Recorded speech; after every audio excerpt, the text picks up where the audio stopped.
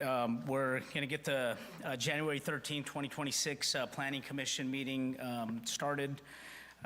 First, I want to get a roll call. If we can, Martha, get that roll call started, that'd be great. Roll call. Commissioner Jasneel Singh. Present. Commissioner J.T. Munn. Present. Commissioner Jose Flores. Present. Vice Chair Renee Mendonca. Present. Chair Steve Bassi. Present. Alternate Commissioner Mohinder Kanda. Present. For the record, all planning commissioners are in attendance. All right, next we're going to do the Pledge of Allegiance. So members of the audience, if we can stand up and face the flag, please. Thank you.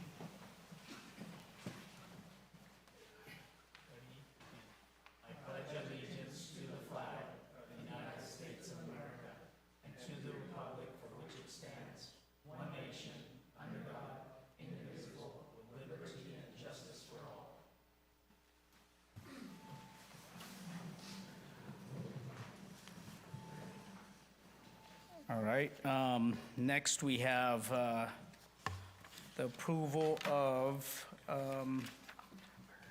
the agenda.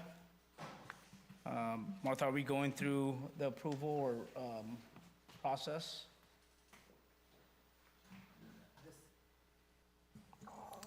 This item is in case there's any items that you want to reorder or add or delete.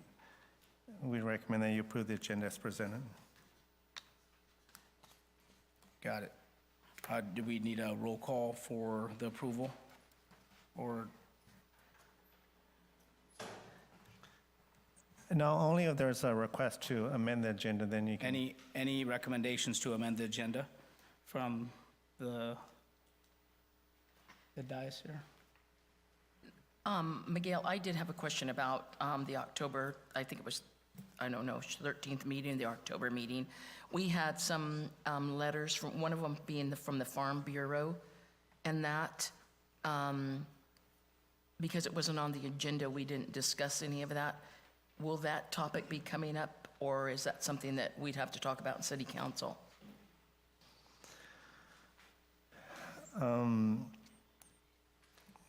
That's an item that was presented to the City Council, and if you want to discuss it, we can agendize it for the next meeting. Okay. Would you like to do that? We can do that at the end of the meeting under Commissioners' comments. You can request that an item be brought back to the Planning Commission to discuss the letters that were received on, I think you said October, at the October meeting. I would like to. Okay. Because of sometimes the Farm Bureau, I just want to make sure that we're communicating and that so that we each understand what goals we're trying to achieve. Yes, the appropriate time would be under item, that's towards the end of the agenda. Under item 11, you can add that at that time. Okay, okay. Okay, moving on to item number 3, public comment. The first 15 minutes of the meeting are reserved for members of the public to address the commission on items that are within the subject matter jurisdiction of the commission. Speakers shall be limited to 5 minutes. Speakers will be asked to identify themselves and state the subject of their comments. If the subject is an item on the agenda, the chairperson has the option of asking the speaker to hold the comment until that item is called.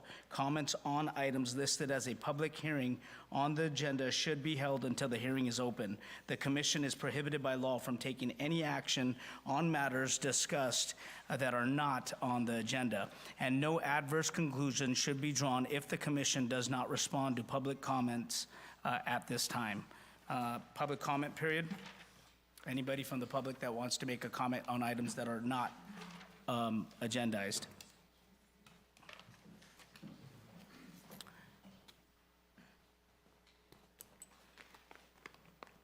Okay, closing. Anybody on the phone potentially, or on the air?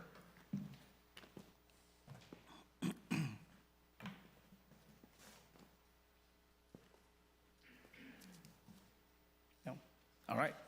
All right, we're closing public comment period at 7:05. Moving on to item number 4, any written correspondence, and under written correspondence, I see none. So moving on to item number 5, approval of minutes from our October 14th of 2025 minute meetings. Has the dais, or the commissioners had the ability to take a look at those minutes? I looked at those, and I didn't see any changes that needed to be made. Okay, any motions to approve? Yeah, I'll make the motion to approve the agenda. I'll second that. All right, roll call, please. Motion by Jasneel and second by Renee. Roll call, Commissioner Jasneel Singh, Yes. Commissioner J.T. Mann, Yes. Commissioner Jose Flores, Yes. Vice Chair Renee Mendoza, Yes. Chair Steve Bassi. Yes. Motion approved by a vote of 5-0. All right, moving on to item number 6, conflict of interest declaration. Members of the Planning Commission will declare an actual or apparent conflict of interest before discussions or decisions about any matter in which they or anyone whom they have a close personal relationship could directly or indirectly benefit, or where such a benefit could be perceived. Any members of the Planning Commission that have a conflict of interest? I think we probably need to elaborate a little bit on this due to the items in Section 8 with some of the zoning changes, and I don't know if, Miguel, if you want to kind of help us decide or help us kind of dissect this, because I'm sure several of us are within certain feet away from these deciding factors, or these addresses, or these APNs, so we probably need some guidance on how to dissect this here. Certainly. Let me introduce Ms. Jayla Smith. She's a planner with J.B. Anderson. She's with the firm I work with.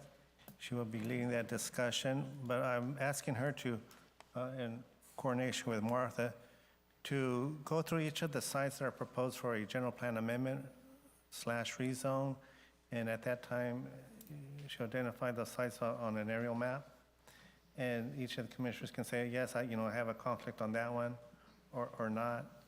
If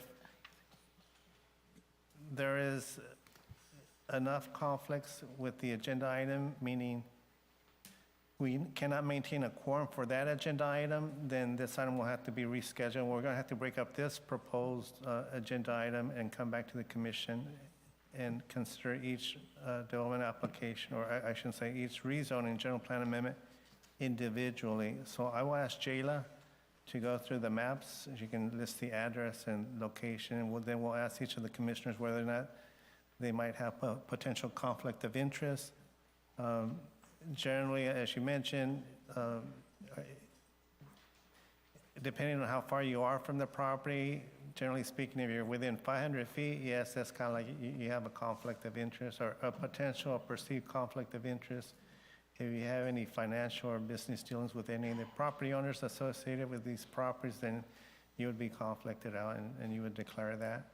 So at this point, let me turn it over to Jayla Smith, and she can kind of go through each of these sites, and we'll pause and see if any of the commissioners have a conflict, they can raise their hand for it. So just a point of clarification, because these properties are, or this item is all in one package, even we're not going to go one APN at a time to determine how many we have, right? If there's a conflict within majority, then this whole item is going to get looked at it differently? Is that how I'm understanding? Yes, cumulatively, if we Okay. have a majority of the commissioners that cannot have a conflict and we cannot maintain a quorum, then we would have to reschedule this item, break it up, and bring each item back individually. And then for those that have a conflict, it's okay, I'll step down from those.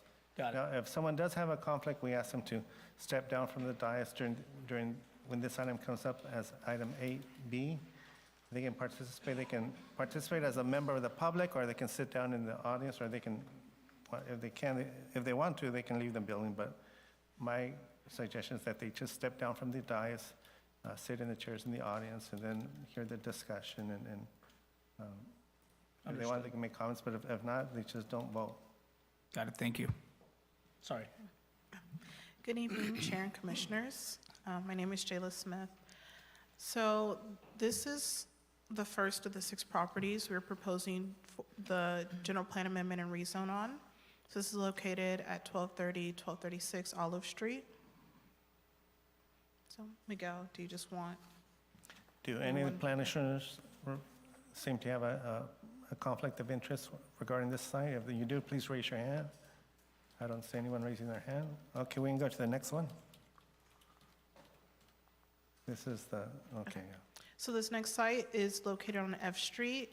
It's located, let me give there isn't a number on it, but it's, the general location of it is Yes, it's at the the northwest corner of F Street and Winton Parkway. Do any of the commissioners have a potential conflict of interest? Okay, C2, 3? I'm gonna, do we have to justify that, or are we, how are we doing this? Should we put it out like, hey, there's a potential perceived, or there is an actual, just to put it on the record? Yeah, I would explain that, say, yes, I do have a actual conflict of interest, a potential conflict of interest, or perceived conflict of interest. Either way, it's going to be a conflict of interest. Okay. So how many hands did I see? 3? Okay. The next item, Next one is 480 F Street. that's just south of the site. We looked at this at the southwest corner of F Street and Winton Winton Parkway. Parkway. So I see 2, That's about the same thing. Yeah. So, yeah, still the, same people? We have 3. This parcel is located at 1018 East Peach Avenue. Okay, I see 1. Okay. And then this next one is located right next to it, so. 1, okay. And then this last site is located on Peach Avenue. It is located west of Winton Parkway, just north of Peach Avenue. 2? Okay, it looks like we'll be able to have 4 members on the commission that can vote on these, and that'll represent a quorum, and so we'll be able to, the commission will be able to act on item 8B. So the ones that we're not in conflict on, but we're not present, how are we gonna have a voice? Well, Because if it's a collective, or it's all put in one, I think this needs to come back and broken up into each individual. That's my concern as well. I think because they're a collective, that's the concern here. If we were to bring them back as 6 individual agenda items, I think it might be better off. okay, we can certainly bring them back and kind of break them up, separate them. Our next regular meeting is February 10th. I don't know if it's possible that we can meet before then at a special meeting, but if not, we can wait till the February, at the next regular planning commission meeting. I think it is appropriate if the lots that are right next to each other, maybe you could group those together still, so different areas. That way we don't have 6 different items, maybe 4 or 5. Okay. So does the planning commission want to reschedule this, postpone this item into the next regular planning commission meeting? Yeah, should we go down until we get to 8 now that we've already done our conflict of interest declarations? So we can follow the flow of the agenda?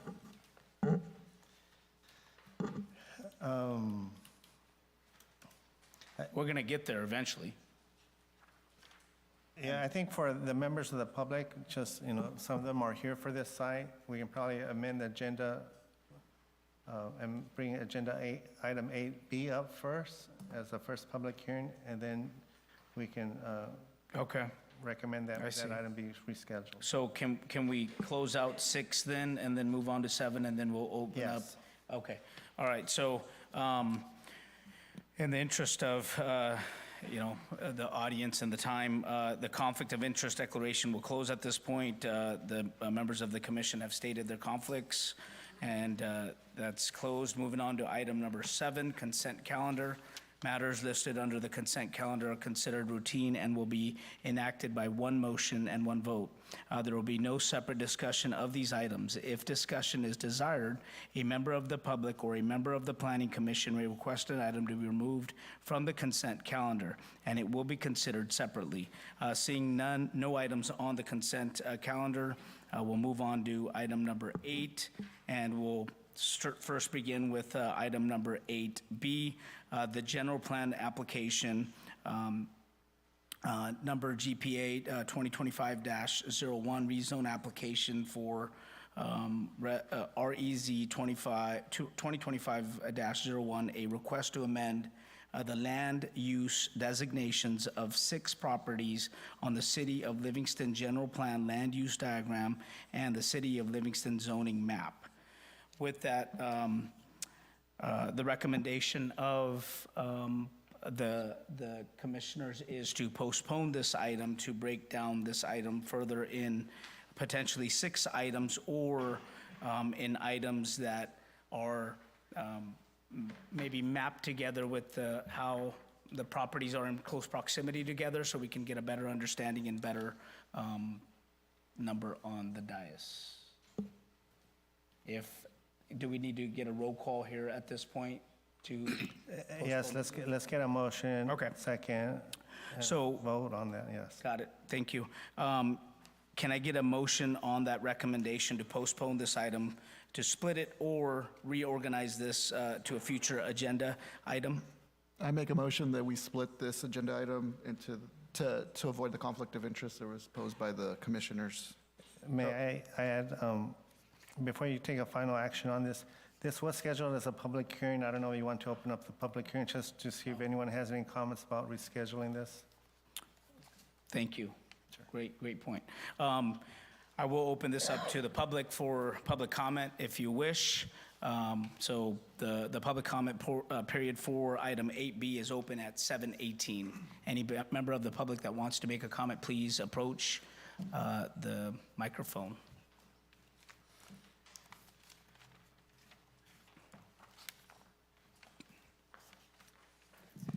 Diego Castillo, just feedback, if you're gonna bring them back, I think it would be a good idea to split them up individually, because there's 2 parcels on F Street that the community might think it's the same parcel. So I think if you're gonna bring them back individually, that way you guys get feedback on each parcel instead of combined. Thank you, Diego. Any other members of the public? Anybody on the phone that wishes to make a comment? Nope. All right, we're going to close public comment at 7:19. So now, at this point, take a motion for pulling this item to push it to a future date with the separating of the parcels.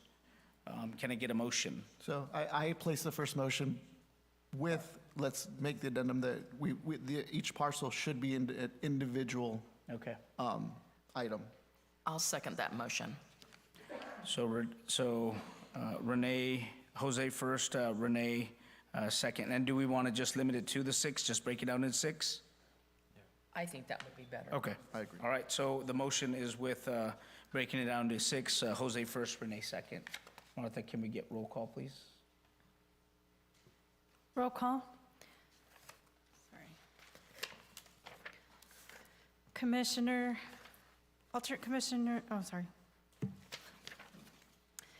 Jasneel Singh, Yes. Commissioner JT Mann, Yes. Commissioner Jose Flores, Yes. Vice Chair Renee Mendoza, Yes. Chair Steve Bassi. Yes. Motion approved by a vote of 5-0.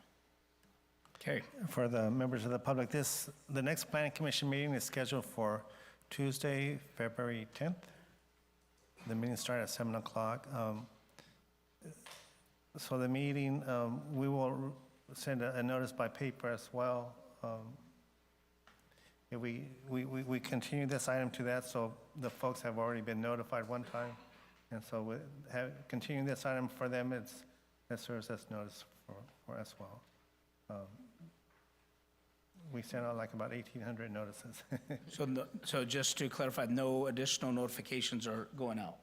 We will do something in the paper, but no individual notices by individual letters, because we've continued it here at this meeting. Okay. If there's interest, they will come. The folks that are here, if they have any, interest, they can relay that information to people that are also interested in commenting, they can come. But we will advertise in the paper, but this public hearing is being continued to the meeting of February 10th at 7 o'clock again, here at this place. Thank you. Okay. All right. Now we'll go back to item 8A, General Plan Amendment to 2024-01 City of Livingston Sixth Cycle Housing Element Update. And I'll give that over to you, Miguel. Okay. As Martha brings up our PowerPoint on this item, I do want to announce that our city attorney, Veronica Gray, she's from our city attorney's office, is participating in the meeting. She's available. She's called in, so if there's any questions, she can respond.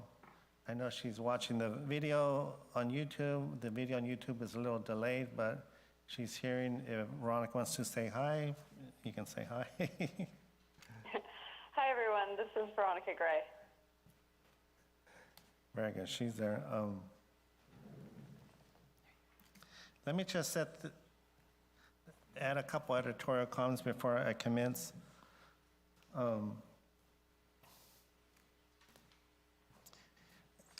The city has been updating a variety of long-term projects. One is the general plan. We're in the process of updating the general plan. The general plan includes many elements, 7 typically, and one of those elements is the housing element, so this is a proposed amendment to the housing element. The housing element is required to be updated every 8 years. The last time it was adopted was in 2016. It was from the period of 2016 to 2032. But what I wanted to say was we reached an important milestone. Housing continues to be an issue, not only for Livingston, but for the state as a whole. There's been many state law amendments, state law changes that affect housing. The governor's office, the Department of Housing and Community Development, has become much more stringent and now requires all local jurisdictions to facilitate the development of housing. There are many, many, many households in the community, in the state, that are unable to afford housing. There's a limited supply of housing. There's an aging housing stock. And federal funds, state funding, and eligibility for other programs often identify, does the city have a housing element that has been adopted and certified by the state to be in compliance with housing law.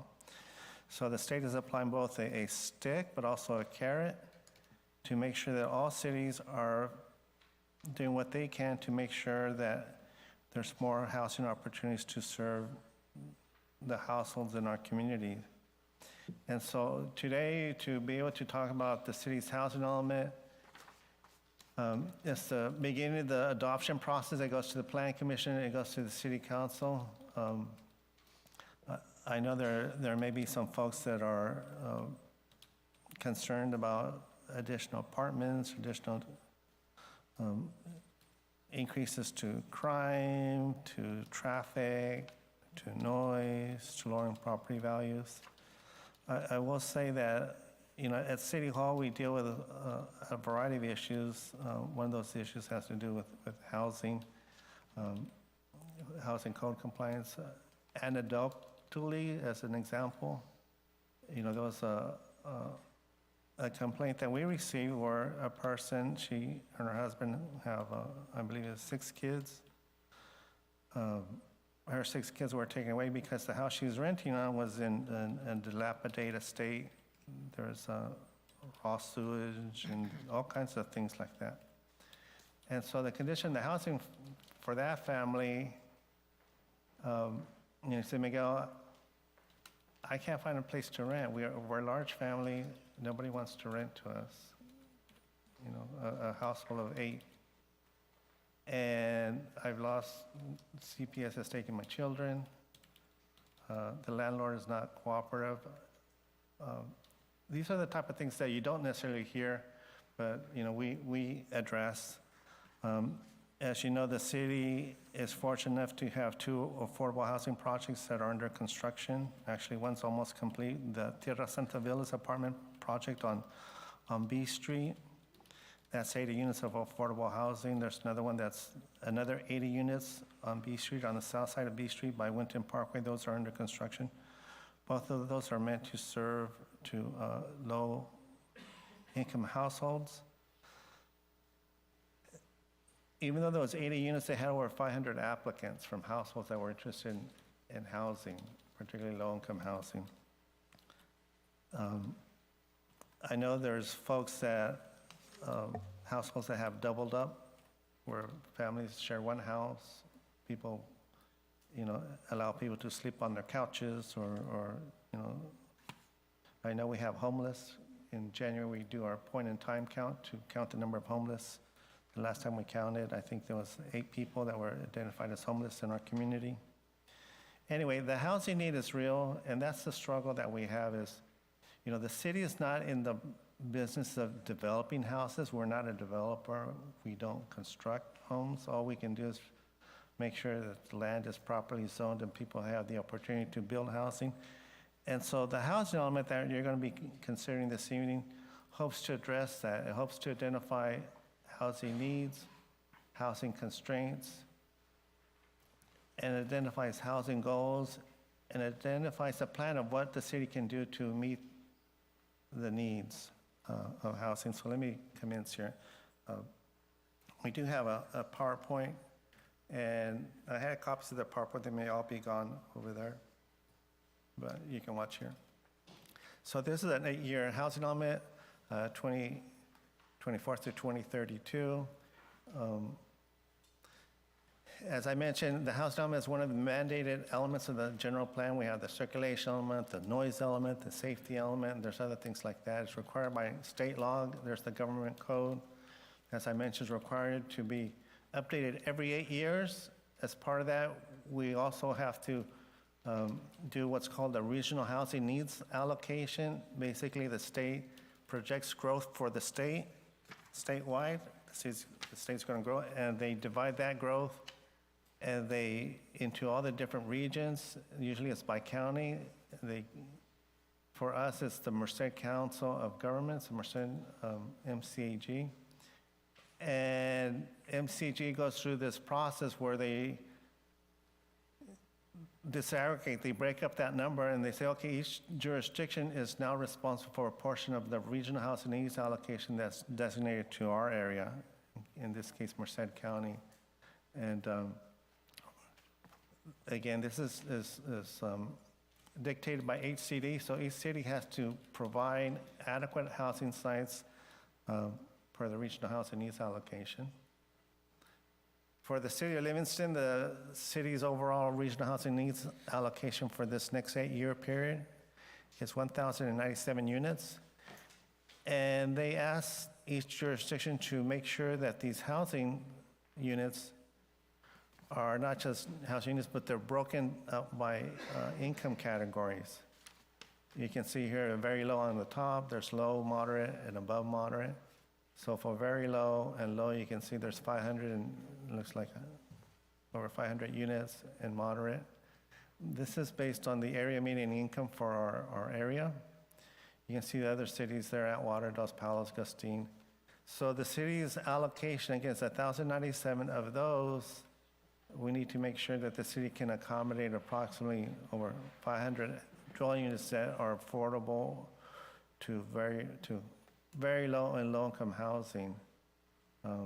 Typically, low-income housing is limited, it goes up to 80% of the area median income, and I can talk about that. So those are the numbers that the city has to try to meet. since housing is a regional issue, not just, Merced County, but it's a regional issue because, you have people that travel, they might work in the Bay Area or might work in Modesto or Fresno, and they don't necessarily respect the jurisdictional boundaries. They don't work where they live. They live where they can afford. So the county teamed up together. We participated with the cities and the county, the cities of Atwater, Dos Palos, Gustin, Los Banos, and Merced, and developed a regional multi-jurisdictional housing element. And as part of that, they looked at housing on a regional needs. Again, what is the housing market like for each of these communities, but more particularly regionally, even looking at the housing market in Stanislaus County or the county south of us, Madera. So the document that we have has two parts. One is the regional housing needs or the multi-jurisdictional housing element. As part of that, we have one appendix. Each city has an appendix, and ours is Appendix E. And so you kind of have two documents. The Appendix E includes the city of Livingston's goals, programs, and so if you're interested in other cities, you can look at all the different appendices. But through this process, both regional and individual housing address the following areas. They address housing needs based on growth, based on the housing stock, based on the needs of special groups. They looked at housing constraints. What are the governmental constraints, non-governmental constraints, any environmental constraints? They looked at resources inventory. What can we do to preserve existing housing stock that's affordable? What are the requirements for the regional housing needs allocation? And really look at the sites to see whether there's any constraints to developing the sites. So we do a site analysis, site inventory analysis, which sites are best equipped to accommodate housing. The other area that they asked us to look at is fair housing assessment. We have a whole new chapter on affirmatively furthering fair housing, and we'll get a little bit into that. And each jurisdiction comes up with their both fair housing goals and policies, or priorities, you can see. Our housing plan at the end has housing goals, policies, and programs. And the document that you have as Appendix E, this has been submitted to the state. We started this process back in 2023. We submitted our first draft housing element, and before I continue, I want to introduce one of our consultants with Rincon, is Jason Montague. He's here with Rincon, who's been associated with the update of the housing element, he and his team. But I want to say that we've been at this for a number of years already. A lot of the initial work was done in 2023. We developed a draft house element in 2024. That went out for public review. Actually, it went out to HCD in July. And each time we submitted to HCD, which is the State Housing Community Development Department, they'll review, and it's like, you need to address this, you're not addressing this per state law, and so we have to revise it. And each time we revise it, we also provide a 7-day notice. So we've had 3 sets of revisions. Each time we have a set of revision, we've always advertised that those revisions are available. The document that you have this evening, Appendix C, shows all the changes that have been made in track changes format. Anything that's been deleted is crossed out. Anything that's been added is underlined, and we've colored those so you can see those. When we present this to the City Council, we're going to take all those off, so they'll see a final copy. The last set of comments we received from HCD were in November. We revised comments, and they gave us a letter, which is attachment D, I think, to your agenda packet. It's the last attachment, attachment F, that they said, yes, finally, upon adoption of the house element and upon adopting of all these rezones and general plan amendments, then we will find that your house element will be in compliance with state housing law. So now we're moving forward with the public hearings for consideration of housing development before both the Planning Commission and City Council. Public participation. As I mentioned, we've had a number of efforts. We've had with Rincon, we've had a project website at MCAG. We've had links to it at our own website. We've held community workshops. There's some that you can go back to our video, our YouTubes, and we show those where we were asking folks to help us identify sites that can be used to meet our housing needs. We've had interviews with stakeholders. These are people that are in the community, builders, affordable housing developers. We've had an online survey, so we had different engagement processes. We had a number of public review periods that have been advertised. I mentioned some of that earlier. The revised housing element was released, and we provided notice in the paper. We provided notices through our website. We received no comments on the general plan, on the housing element update to date.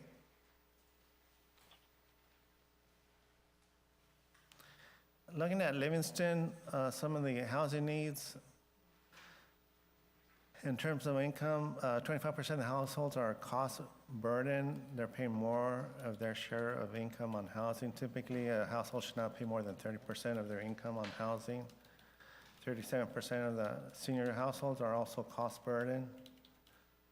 We have about 405 households that are extremely low income, and 85% of those are cost burden. We have 6 people experiencing homelessness. I know at the last point in time count, we had 8.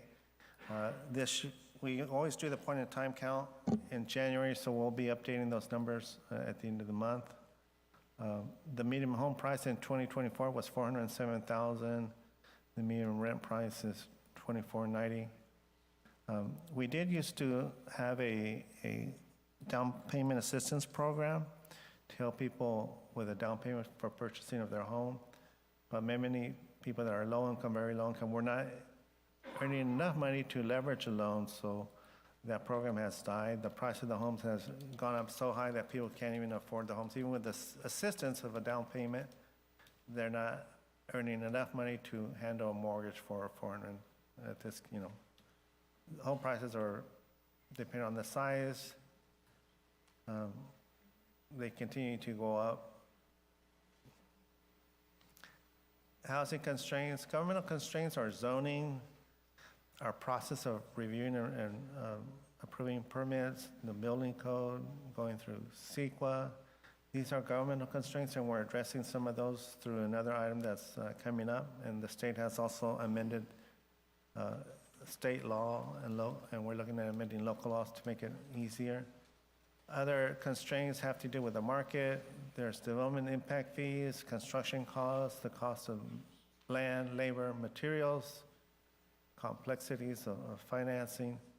Even the buildings that are under construction, you have some of the unions there that you can see they're protesting about fair wages and things like that.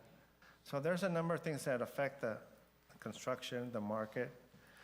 Environmental issues, recently the city's been dealing with water wells to make sure we can provide enough water to meet fire flow capacities, to make sure our water quality meets drinking standards. Other issues have to do with like earthquakes, and we have resource conservation, making sure we have solar panels or water-saving devices, things like that. Local constraints, as I mentioned, the cost keeps going up for both the land, construction, they're just rising. The amount of funding that's available from the state and federal and even local is continuing to, I don't want to say decrease, but it's continuing to become more competitive. Those projects that are, for example, the ones here on B Street, they were able to be funded because you had a bus line that travels there, you had stores that are nearby, you have a medical facility, so people that don't necessarily have the means to drive, there's a good place for them. They're close to the freeway, things like that. So anything that you can do to get more points for your project, it's easier for you to compete with other developments throughout the state and acquire funding. The other issue is, looking at our development regulations, and our last item on tonight's agenda has to do with amending our zoning code to make housing easier, development of housing easier.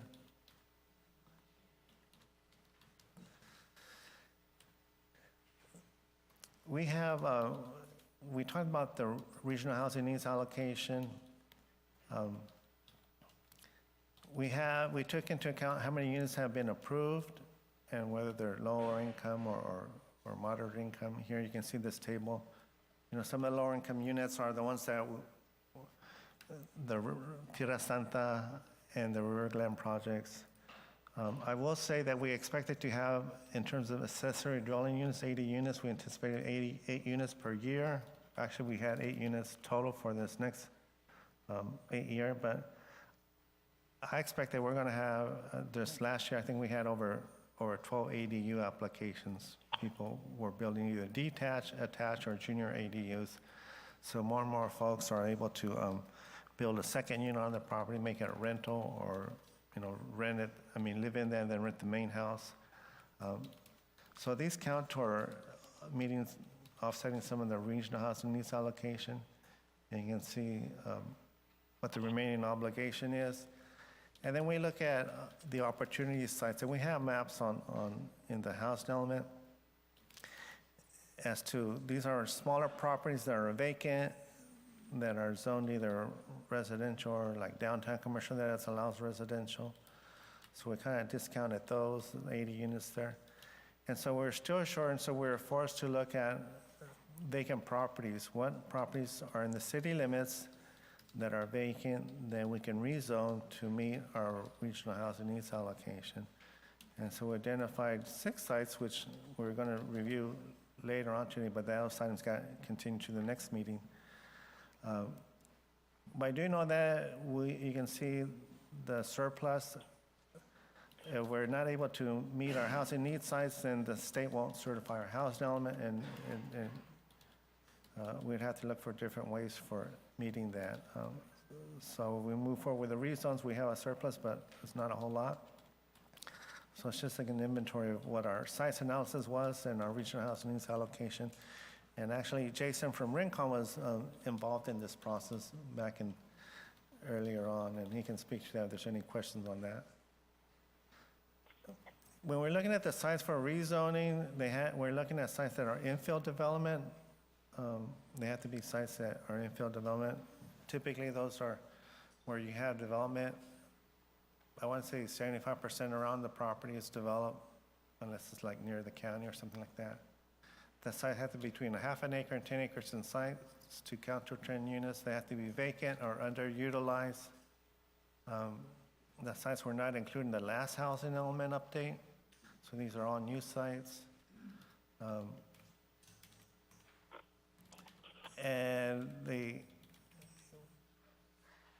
When we look at the sites, we see some of the sites that we were proposing, which are currently zoned R1, but there have been developmental constraints to that. And what I mean by that is some of the housing sites that we looked at have been difficult to develop as low-income single-family development because the shape of the lot, or there's other improvements that are required on the property. For example, MID, and Mosaic Irrigation District, is requiring that the canals that are adjacent to them be underground, and that's very costly. So some of these sites have remained vacant, and so they're not being developed as R1 sites. So the developer says, you know what, it doesn't pencil out for me. I can't develop single-family homes on here.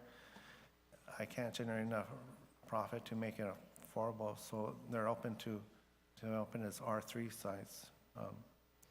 The other consideration we looked at was, making sure we don't concentrate all these rezone sites, but we distribute them around the community. Here are some of the approved and pending project sites that are identified in the housing element. I mentioned some of these already. Tierra Santa Village. You know, what's on here is item number 5, which is the villages. That's 480 units. Market rate of apartments, that's on the south side of town, over on the east side of Main Street, south of the baseball park out there. I know the city council recently provided a time extension for them. They were going to try to underground the canal this winter. I don't know if they were able to do that, but that's 480 units of multifamily out there. But they still have a timeline on their approval project there for that one. Here's some of the approved projects that I mentioned. You can't see this map. The one that I mentioned down below, we got Tierra Santa, we got the River Glen project. There's a number of other properties there. I'm sorry, that project. These are some that are in the pipeline were approved. Here are the properties that are vacant that the city identified as inventory sites to meet our regional needs allocation. The opportunity sites are those smaller lots in the central part of town and on the east side of town. The larger ones were the ones that we're proposing to come back to the Planning Commission and consider for development as, well, I shouldn't say for development, for rezoning and amending both the general plan and rezoning. So those are the sites. We don't have very many vacant lands that are residential, and these are the residential that we're looking at updating or intensifying to a higher density to R3. There are some vacant commercial lands, and you know, that's always an option. I talked briefly about affirmatively furthering fair housing. This is a big effort both from the state, but regionally and locally. It requires to analyze patterns of segregation, integration. Are there communities that are being separated? What are we doing to help them? Are there any disparities to access to opportunities to health services, stores, things like that? And so we had to look at that by race, by age group. There's all kinds of things like that. Some things we looked at is, you know, are there discriminatory lending practices? Are there concentrations of poverty? You know, anecdotally, I won't say as an anecdote, in my earlier days when I was a young planner, we had a down payment assistance program, and some of the lenders were charging higher points than other folks. They charge, you know, they're getting down payments like, oh, we're going to charge you 4 or 5 points. Like, wait a minute, a regular citizen, you know, someone that's not receiving a down payment, you're charging them maybe like 2 points. And so we try to address things like that when it comes to lending practices. So there's lots of things that are going out there, and some folks are sophisticated enough to know. Some people are learning. Some people are just happy to get a house. But we look at all these issues, and we try to describe these things in our affirmatively furthering fair housing.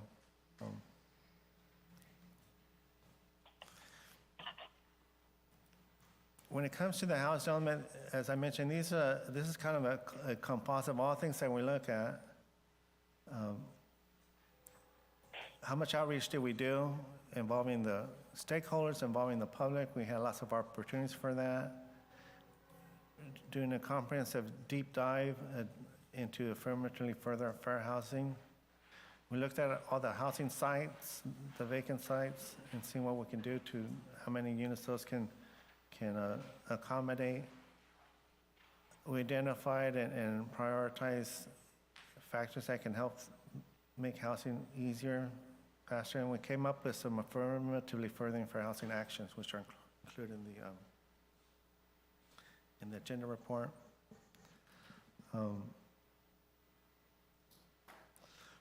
I covered some of these things here already. Some of the affirmatively furthering fair housing findings include Livingston population is predominantly Hispanic. We're the highest in Merced County. There are high rates of poverty in the eastern part and central parts of Livingston. The high percentage of low and moderate income residents are in the central Livingston. The northern part of the city is characterized as a high resource, relatively speaking. That's where where the newer homes are, that's where the people that are more, I don't say affluent, but that have higher income resources. The southern part of the city is characterized as moderate resources. There are many residents that have a low risk of displacement, being, moved out, kicked out. So, there's no new homes that are coming up. People are staying put. Here's another map of the opportunity sites that we looked at. Our housing plan consists of goals, policies, implementation measures. Goal 1 is the regional collaboration. Goal 1 identifies a number of things that requires the city to do more on a regional basis, and that's partnering up with county-wide organizations to address everything from homelessness to maybe what we can do to leverage funding. Goal number 2 has to do, what can we do to develop housing? Goal number 3 is affordable housing options. Goal number 4 has to do with preserving housing opportunities. Goal number 5 has to do with helping people with special needs. Goal number 6, and each of these goals has different goals and different programs. Goal number 6 has to do with our resources and sustained development. Goal number 7 has to do with fair housing. As I mentioned, on regional collaboration, there's more efforts to further fair housing. So we're looking at coordinating funding, transit, homelessness, trying to address that on a regional basis. Here are some of the programs: maintaining adequate sites, removing constraints.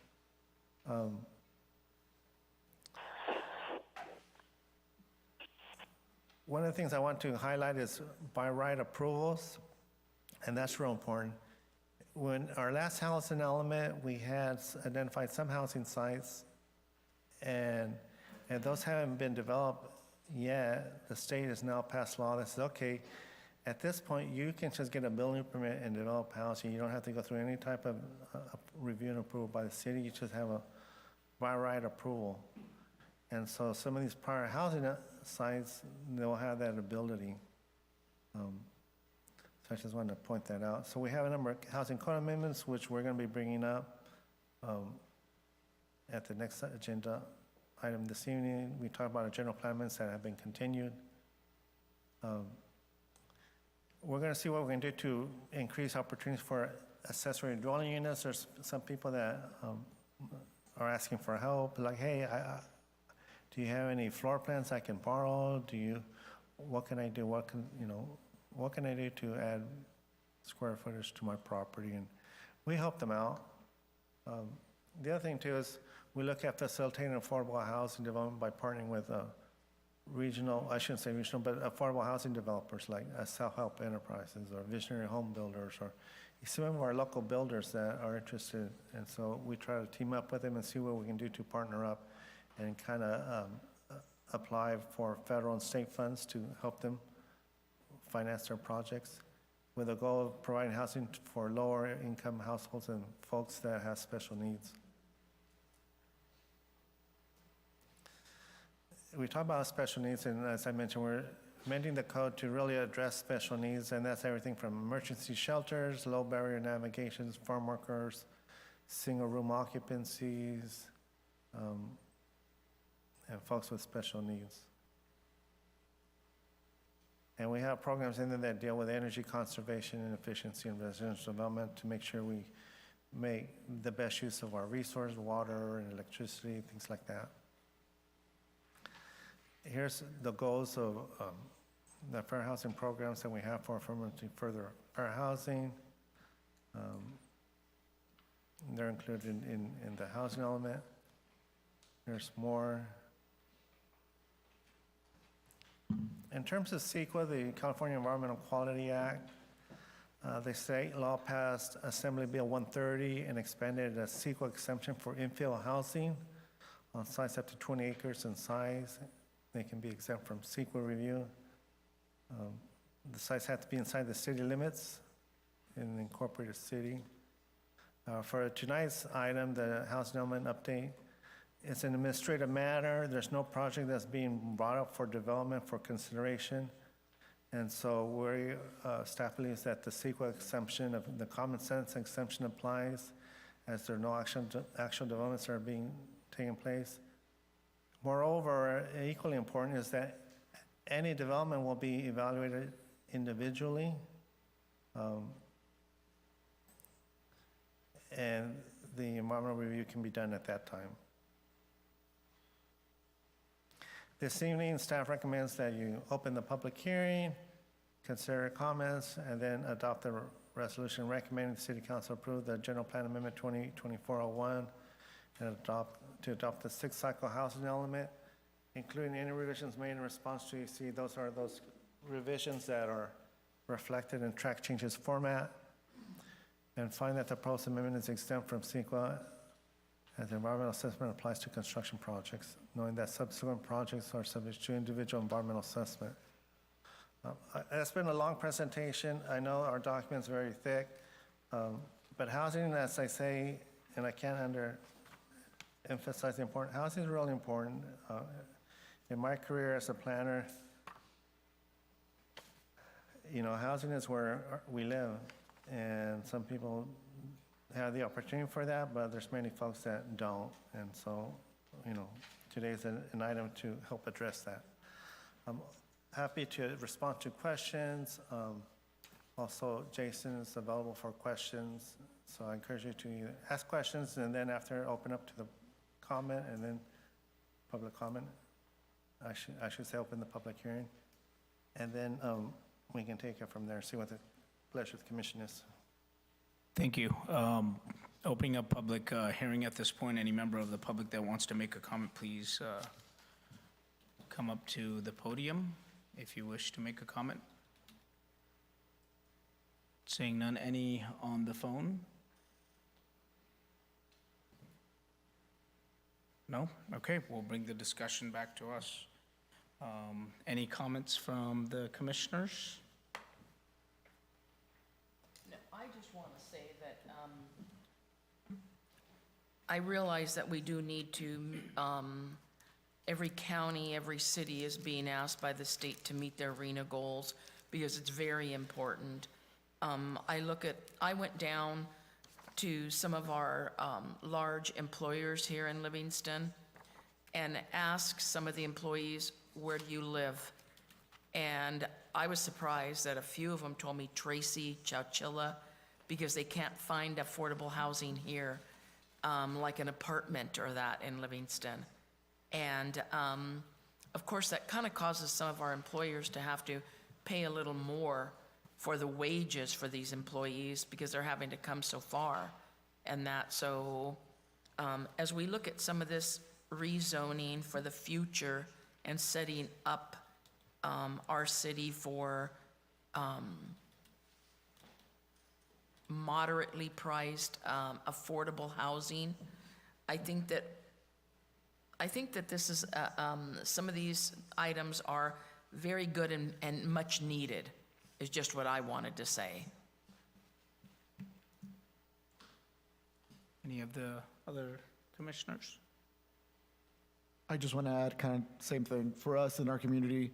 Not that it's hard to say that we want more apartment complexes in our community, but the way the Ag Commission was about us taking farmland, we can't build more single-family dwellings in our community. So the only thing we do with the footprint we have, the land that's available, is to build up, and the only way to do that is by building apartment complexes. We can't make everybody happy on this part. I think it's a very difficult subject just because are we going to upset the farmers and the ag community that we have, or are we going to upset the community members who don't want to see an apartment complex next to their single-family dwelling?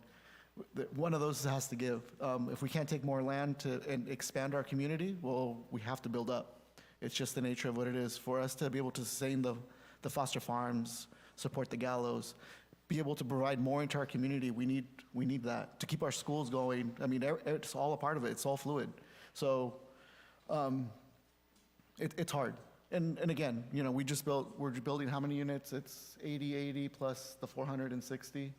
Most of these three-story buildings that, I don't want to say a three-story apartment complex, but we have them now. And I say that as a first responder, just because it's a lot harder to manage that just in public safety-wise. But at the same time, you know, we don't have a way to grow. We can't grow. So the only thing we can do now is kind of move up.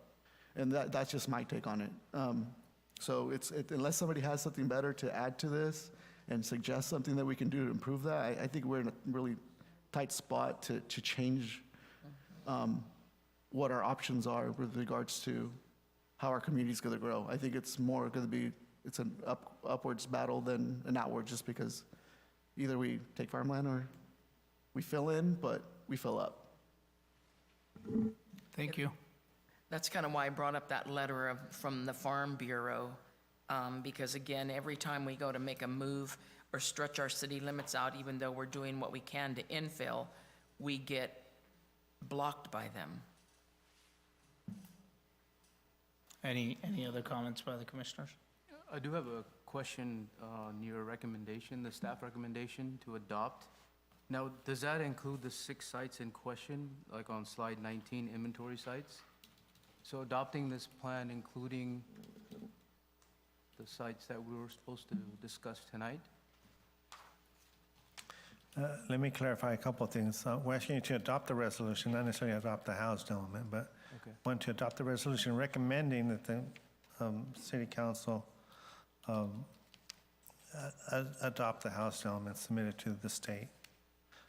Does the housed element include these sites? Yes, it does. The sites that will be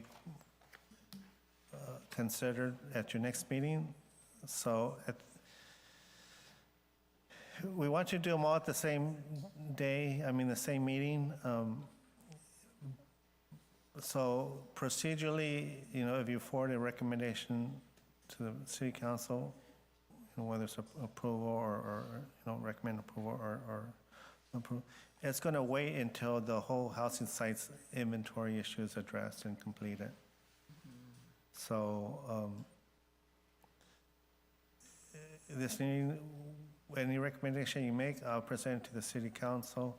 When it comes to the housing sites, which are included general plan amendment and rezones, that is folded into our house element. That's part of the properties. In the event that any of those housing sites are not recommended for approval, the planning commission and/or the city council will have to find other sites to make up the difference. I will point out that of all the property sites that we looked at, we have consent from the property owners. They say, yes, I'm willing, I want to do that. Any new sites, I have to make contact with the property and say, hey, we're looking at rezoning your sites, and if they're not, we might have opposition from the property owner that we're looking at rezoning their property. And significantly, we really don't have a lot of residential land left. We do have that property on the southeast corner of the city, east of the baseball field. But the other properties that we would be looking at would be commercial-based properties, and the city council would be looking at, do we look at uses that bring revenue to the city, or look at uses that generate more services from the city? So the current house element does include those, and if you want to postpone this to the next meeting, we can do that as well. But we're hoping you can move forward, and at the end, the house element can be amended. But we'll see what the pleasure of the full commission and council is on this. Okay, yeah, because it's a little bit confusing because we're not approving one part, but then here's the overall plan, and we're approving it with the property, so I think we should think about that. Yeah, just my thoughts, I have the same notes down. Having that incorporated in there, it seems like we're putting the cart before the horse. And not having that solidified, how are we making a recommendation to adopt this? I don't know how we're gonna do that. Well, we can bring this back to our next meeting in February and take action at that point. Again, the commission is a recommending body, the recommendation is forwarded to the city council. Let's just say, at the next meeting, commission recommends we move forward with the rezones, or the commission elects not to include one of the properties. Those are provided to the city council, and the council may follow the commission's recommendation, or they may do their own action. But all this can be done at the next planning commission meeting. That was gonna be my question. Does this hurt us at all going forward as far as our timeline is concerned? Or is it better to approve and then have a possible amendment afterwards? I completely agree, though, maybe we should just wait till the last item is discussed at their next meeting, but I just want to make sure that we're not hurting ourselves or shooting ourselves in the foot. Yeah, I do know that the city is looking at applying for some federal funds, CDBG funds. Even I was emailing someone today, and they say, Miguel, what's the status of your housing now? I'm like, well, we're going to the Plan Commission tonight, and then after that, we're going to go to the City Council. Some of these applications for federal and state funding have deadlines, and it's like, if you don't have your house element in line, then you're going to lose funding. You won't be able to apply for it because you don't meet that. You won't check that box that you have a certified house element. So both actions are possible. My recommendation to you, I think it's best to move forward with the Plan Commission, taking action on this. But I can see the argument that says, let's just do this all at the same meeting, just to make sure the commission's in full agreement. And we can present the item first, the general plan amendment. One of the reasons I set this house element update first was to kind of set the stage as to why are we even doing this, Why are we doing general plan amendments and rezoning sites? We're kind of doing it because we're required to by the state. Now it's kind of identifying which sites are we going to do, which sites are we going to rezone. And so at the next meeting, we can take that item first, and then following that, then we can follow up with taking action on this item. We won't do the same presentation, but we'll just kind of take up where we left off. So I think just to piggyback off of JT's question, is there something in the pipeline on a deadline that, Like the federal funding. yeah, like some type of grant that we're in the process of? So if there's a potential to amend this and we move forward with approving this now just to get in the pipeline for this grant and then come back later but if there's not, then we really look at this as an alternative and come back later on. So I think just asking, is there something in the pipeline that is deadline, there's a deadline for, or? We do have an application we're applying for CDBG funds. The deadline for that is April 1st. And so we can get our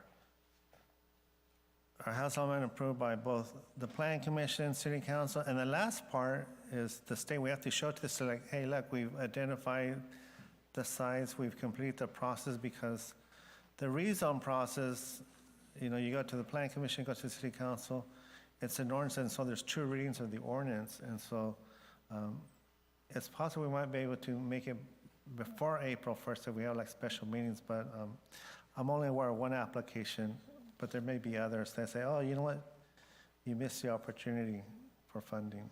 Okay. Well, my follow-up question to that, I'm sorry to interrupt, would be, if we do approve this and then have amendments later, does that then hurt us? Right?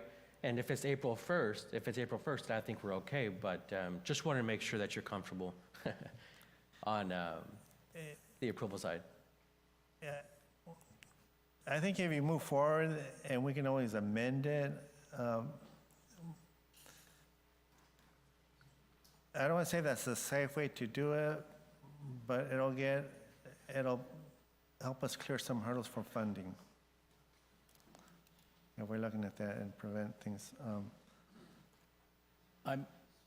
I'm of the opinion, I say we put this off and we bring it back as a package with the other item.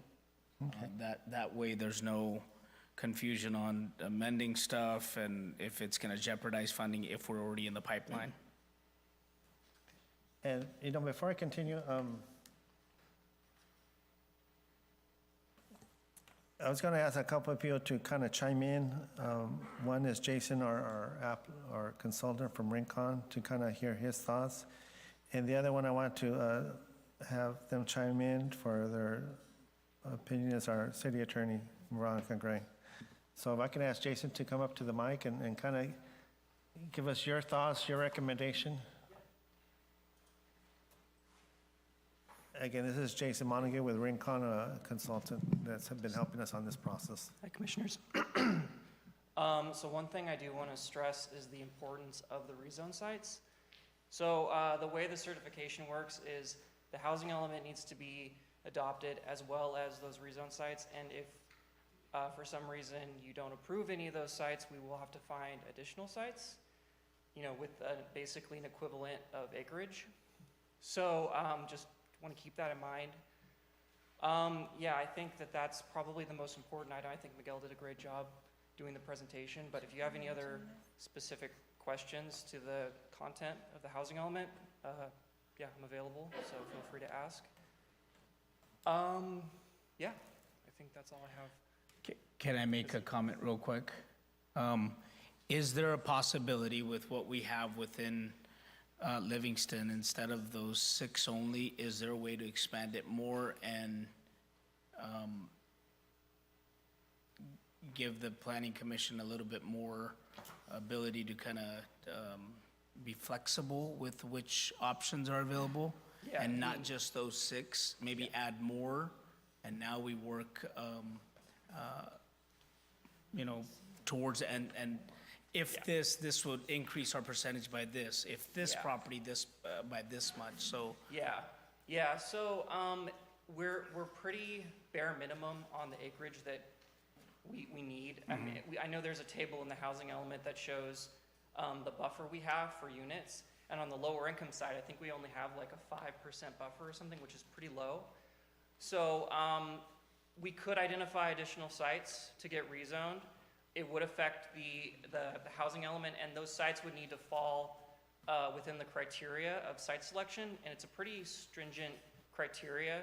So basically, the site needs to be readily available. It needs to be within half an acre and 10 acres in size, and just realistic development potential. So we can't identify like a hotel or something like that, say, oh yeah, no, that's going to turn into housing. So it has to be really, you have to be able to make the argument. So with the sites that we identified, it really hit all those criteria.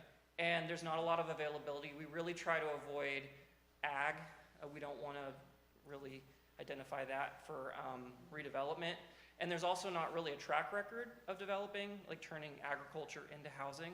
So the sites we've selected, some of them aren't totally vacant. There's like maybe a portion of those are vacant, and that's the area that we identified to accommodate the RENA. So it was a very kind of precise analysis.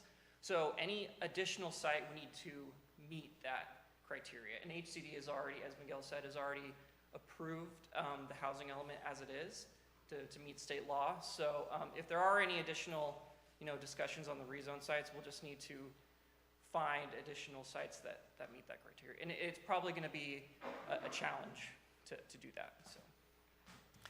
Jason, we would have to notify all those residents, so we'd have to do a whole new public hearing. Yeah. And get to make contact with the property owner, notify all the residents, kind of re-advertise, so it'll also delay that process, I think. Yeah. And just to touch on your discussion about adopting the housing element and then amending for the rezone sites, like Miguel said, both need to be done to get certification. So I'm not sure if it really is beneficial to do like the housing element approval and then the rezones, because they all go together. It all has to be done before you get, and that's what the CDBG and a lot of the other grants need certification of everything. So, yeah. Question for you. What kind of turnaround are we looking at for you to research other sites? Is that something we can entertain for the next meeting? Yeah, we could probably, yeah, I think we could probably do that for, you said February 10th? Was that the next? That's with giving notices out? Well, this would just be just to identify, and then we would send out, correct? Or am I Yeah, wrong? just as an analysis to see if there are any additional Correct. sites. We probably could. I will say that I actually did that as site analysis for the city, and I don't know if there's really gonna be very much, you know, very many options. Unless you wanna tap into, sites that are zoned for commercial right now that are vacant, that would be rezoned to residential. So right now, all of the sites that are being rezoned are currently residential, and the only change is that they're increased in the allowable density. So in many cases, it's R1, which is, you know, very, very low density to at least 20 units per acre. And that's not necessarily apartments, you know, that could be townhomes. It just depends on the size of the unit. So it doesn't, you know, you don't have to imagine like a 3 or 4 story building. It could be designed in a way that kind of meets the I guess the urban fabric of the city. You know, it won't stick out like a sore thumb or something like that. So, Thank you. yeah. Thank you. May I add a couple of things? One, again, identifying these sites as, you know, rezoning to multifamily doesn't mean that they're going to develop like tomorrow or anything like that. They might develop in 10 years from now, but at least we identified if someone wants to develop, they have the opportunity to do so. That's one thing. The other item is I want to ask our city attorney to weigh in about, you know, her thoughts on moving forward on either of these items independently or concurrently. Veronica, are you there? I'm here. Ultimately, it's up to the Planning Commission. As you said, Miguel, the ultimate approval is also with City Council, so the Planning Commission would just recommend approval to City Council. What would likely happen is, let's say Planning Commission decides to recommend this item, and we hear the rezoning next month, we would probably package it into one item for City Council once everything is resolved. So the timing of the items is ultimately up to the Planning Commission and what makes sense for them.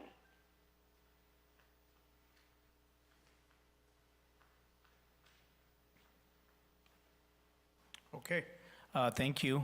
So it brings it back to us. What are we gonna do? Well, it kind of seems like we're kind of hitting our head against a wall, asking for any other sites to be looked into, and that we might be setting back some revenues that could be available out there for some possible building. And looking at commercial sites is not beneficial for us as a city because if business is what brings money into the community. I mean, housing does not bring money into tax dollars into the community. It brings people in, but it doesn't bring tax dollars in. You need the businesses. So if we convert our business areas into housing, we're gonna. And I still think that Livingston needs to be able to spend more of their money in this town, in stores and other businesses.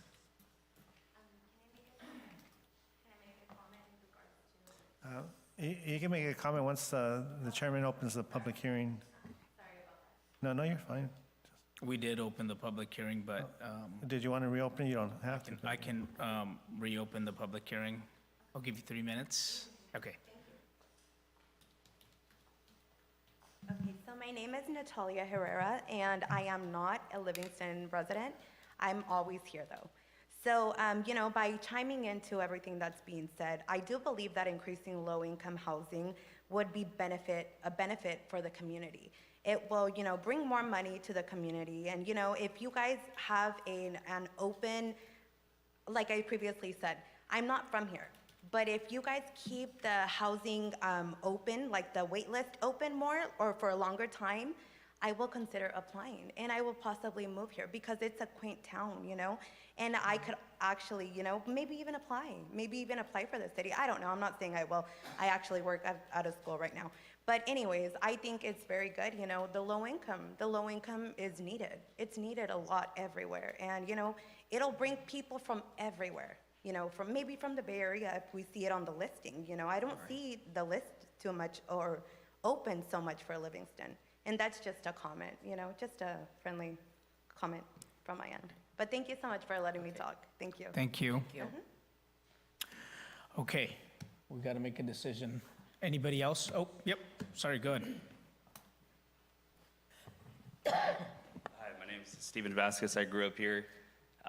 I'm just trying to understand everything. Like, I know you said that you guys want to zone in certain areas where people that don't have vehicles or whatever, they got to get their kids, they can't drive their kids to school, or they got to go get stuff. But what about employment? Like, if they do, is there employment opportunities for those people to walk to work and stuff like that and bring more money to Livingston? Because like that, we have to go out of town to go grocery shopping or whatever, certain stores, like for instance, like we don't have Walmarts or other stores like that. We have to go out. I know there's like a truck stop. We've had truck stops here, but I feel like they're getting consumed by all this acreage that it's getting lost for like, what, 10 employees? I mean, that doesn't really do much for the town. So I feel like that planning part doesn't help out, so it doesn't make sense to eat up this commercial acreage and then you're eating up this other acreage with just stuffing a bunch of people in there and there's no employment opportunities for those people. Which to me, like I don't know who was saying that, bringing people in doesn't bring tax money in. So I'm trying to wrap my head around this because to me it just doesn't make sense. So I don't know. And especially mixing in certain areas that we're in, I just feel like that, there's no work opportunities. So what does that do if people can't afford to live or can't afford to purchase a vehicle?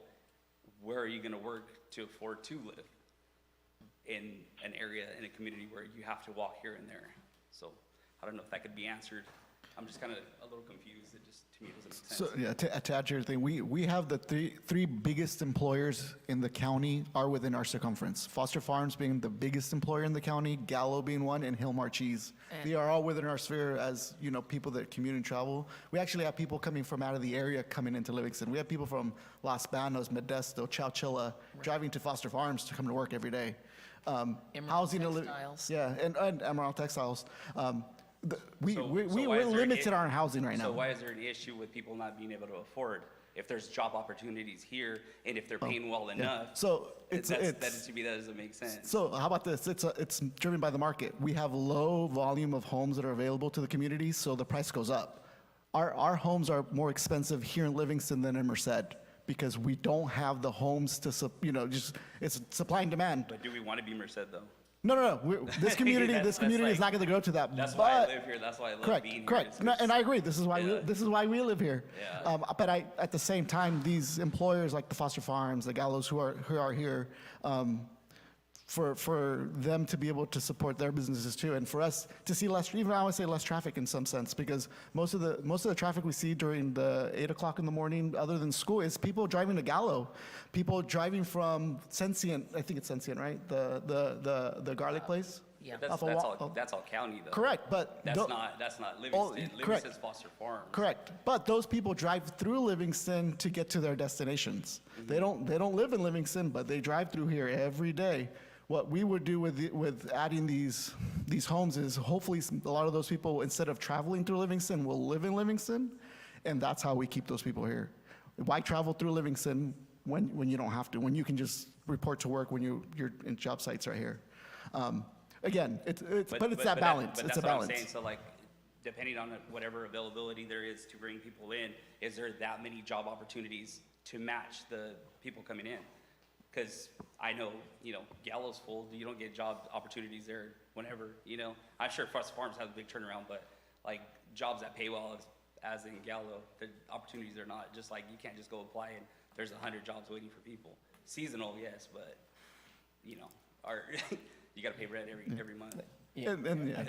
I think if you just want to wrap up the comments real quick, Yeah, and no problem. I just don't want the back and forth. I'm And just trying to figure this. You're good. Figure that out, yeah. Yeah, appreciate, thank you for your comments. Thank you both for your comments.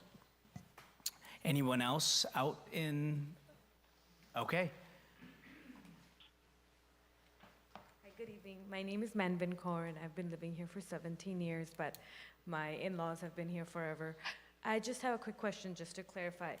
When you do come back and vote on this, and there's all these different zones, are you doing it individually, or is it as a collective, as one? I think the motion was to bring it back separately. Separately? And Yes. each one will be voted on separately, so the people who do have Conflicts? conflict will not vote on those?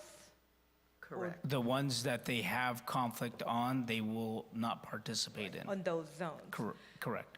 So if certain, so just to clarify, if certain zones are not approved, then are we going to look for other areas at that time, or are we going to already start looking at other areas too? Like, I know some may not, are we expecting that all of them are gonna get voted yes on, like they're gonna get rezoned? The ones who maybe don't get rezoned? Yeah, Do we just leave? I don't have that. I don't know if maybe all of them get approved. I don't know. But that's why I was kind of making that recommendation is if all of them are not and we need to meet a certain percentile, can we just have that as a backup just in case? And that's what I was recommending. But I don't know. I don't know what the future holds. And then when we're looking at the certain percentile that we're trying to accommodate housing-wise, are we just looking at people who are like living in Livingston, or is it mainly like people who are traveling to Livingston and, like you said, going through Livingston? Like, who are these housing, who are we providing this for? Would you like to answer, please? Thank you. So that number, and I don't know if you want to pull up the slide or anything, but the regional housing needs allocation that was discussed earlier, that's a number that's based on just growth projections and a bunch of other factors of, what Livingston's going to look like in like 10 or 20 years. So it's just to support, future growth. There's a lot of specifics towards it. But yeah, so it would be, the population of Livingston, or the, perceived population of the city. And that's a number that comes from the state and is given to the city.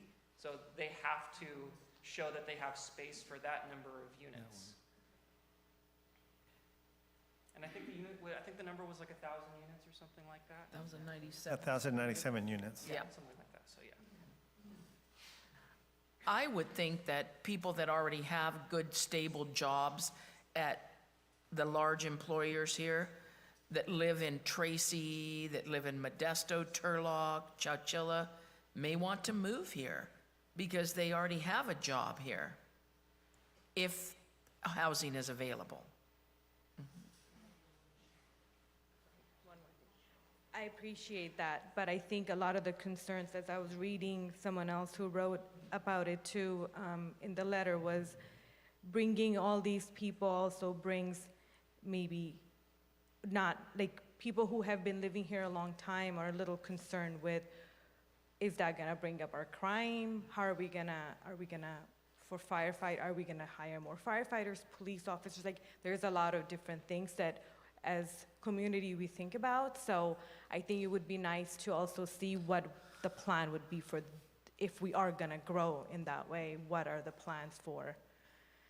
And our home values, people who are homeowners are gonna have apartments or whatever's next to us, is that gonna bring up our home value as well? So those are concerns as people who are property owners have.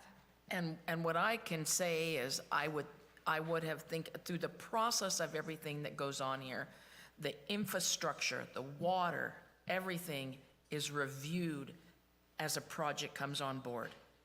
And that's when we assess, the impact on our schools, our roads, our noise, and everything. Those are addressed. Mm-hmm. There's a chain of command that it has to go through. And when they're addressed, how are that made aware to the public? Like, are we told in which way? Are we made aware That can that be at that's the what's... city council meetings, correct, Miguel? It comes to Or- us first. I think Yes. it's really important to be able to let the community know. I know that you said that you may not send another letter out, but not everybody is aware of these, and I think it's important anytime those changes are made, as much as possible, to put it out there so community members know what is the plan, because I think a lot of questions come up when people don't understand, like, what is the full plan? That you are looking at those things, and We did send to everybody for this meeting, correct, Miguel? yes. But we just wouldn't send for the next meeting because it's kind of an extension of the same thing. Let me say several things. One, I'll just remind our Chair, Bassi, just to remind the speakers to stay on topic, and two, to ask the members of the public to speak their mind and not go back and forth, just kind of maintain control of that.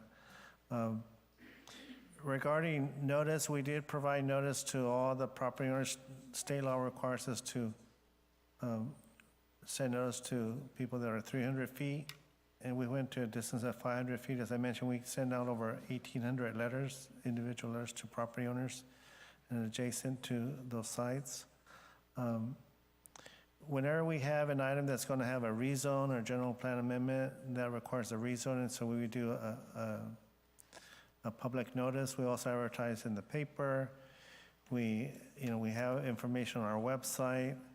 I really wish that many of the concerns that were being expressed this evening were also made when we had our workshop, so we kind of could have addressed this preemptively.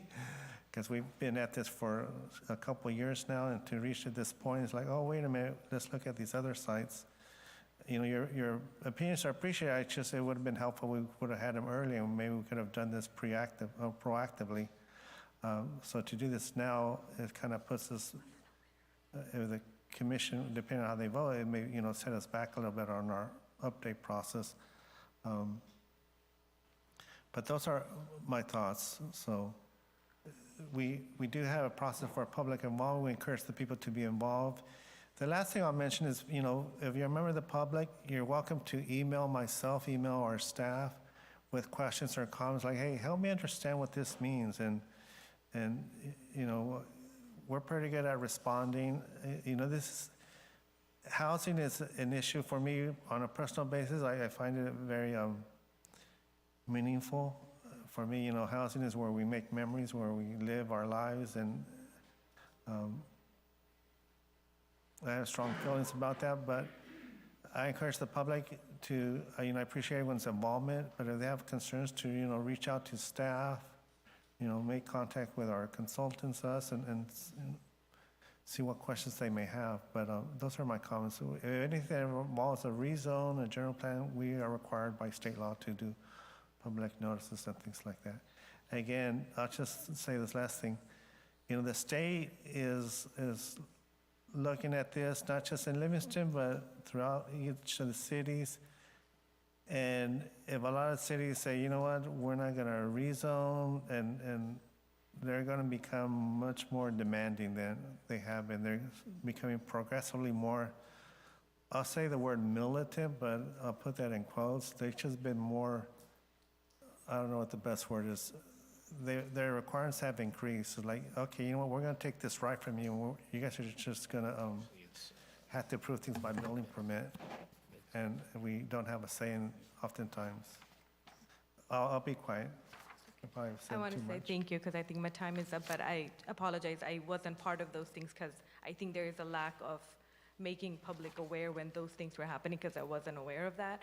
So that's why I have those questions, but maybe more effort to put it out there would be better, so community could be more involved. Thank you. Thank you for your comments. All right. Just one last. We're gonna at the 3-minute mark. Yeah, it'll Cool, be less than we're that. good. So Go just ahead. for the public, for their aware, the planning commissions, if they don't get canceled, it's always the second Tuesday of the month. And then the city councils are always the first and third Tuesday. It doesn't change. So I would just encourage everybody, just check the website. The first 3 Tuesdays of of the month, it's either city council, planning, and city council, and that'll make you guys aware of what's going on. And then as far as just quick feedback on how you guys move forward, one example, that project that is getting built right now, it got pretty much approved because the planning commission, or not necessarily the planning commission, but because our body that we had didn't have the infrastructure to respond in time. So I just encourage you guys to not, I'll give an example. Some of the single family that has gotten developed, that got finished the last 5 years, got developed 20 years. So that just tells you how behind we are in infrastructure and development. And for some of the residents that have questions about impacts and water infrastructure in schools, one of the advantages of bringing development in is it helps carry those costs. It helps with impact fees, it helps with studies, it helps the city growth. And I think you have to, especially if you guys are elected leaders, you guys need to be in a position where you guys need to do what's greater good for the community. And it's hard to maybe please 100% of the people, but the idea is to provide, an opportunity for everybody. So I would just strongly encourage you guys that there's workshops, and we've been working on this general plan update for many, many years. I think as a community, we've had enough opportunity to provide our feedback. So I just encourage you that you guys are in that leadership role, be active, listen to all sides, but also make sure that you guys are making decisions and moving things forward, because the stuff, like I said, we're 20 years behind. We don't have any new there hasn't been any new single-family infrastructure and developments for 20 years. The stuff that got built 5 years ago got developed 20 years ago. So that's how far behind we are in single family. So the further we push this, we kick this can down the road, it's just going to get more expensive. Thank you. Any other comments? All right, we're going to close the reopening of the public comment period at 8:37. All right, what do we want to do as commissioners here? I say we postpone the housing element until we look at the 6 options, just because it doesn't make sense to approve this and then, we postpone that, and then we can just, in one consensus, just approve both, which makes more sense to just approve both at the same time. Okay, any motions to postpone this to a future date when we have those 6 sites? May I ask a question? I was going to ask, would the Plan Commission consider having a special meeting just so we can expedite this? Maybe the fourth Tuesday of this month as an option, rather than waiting to February 10th, but the fourth Tuesday, I think that council might be available. If we're dealing with tight timelines, if we can meet on the fourth Tuesday, we might be able to postpone this to that meeting date. Of January? Come on. Of January? Yeah, the fourth meeting of January.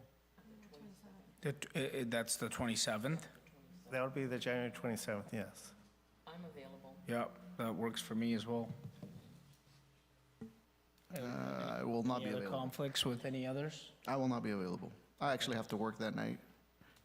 Well, that I know we're trying to meet our So how our about, numbers, because some of us might have correct, conflicts. and if I'm not here, I think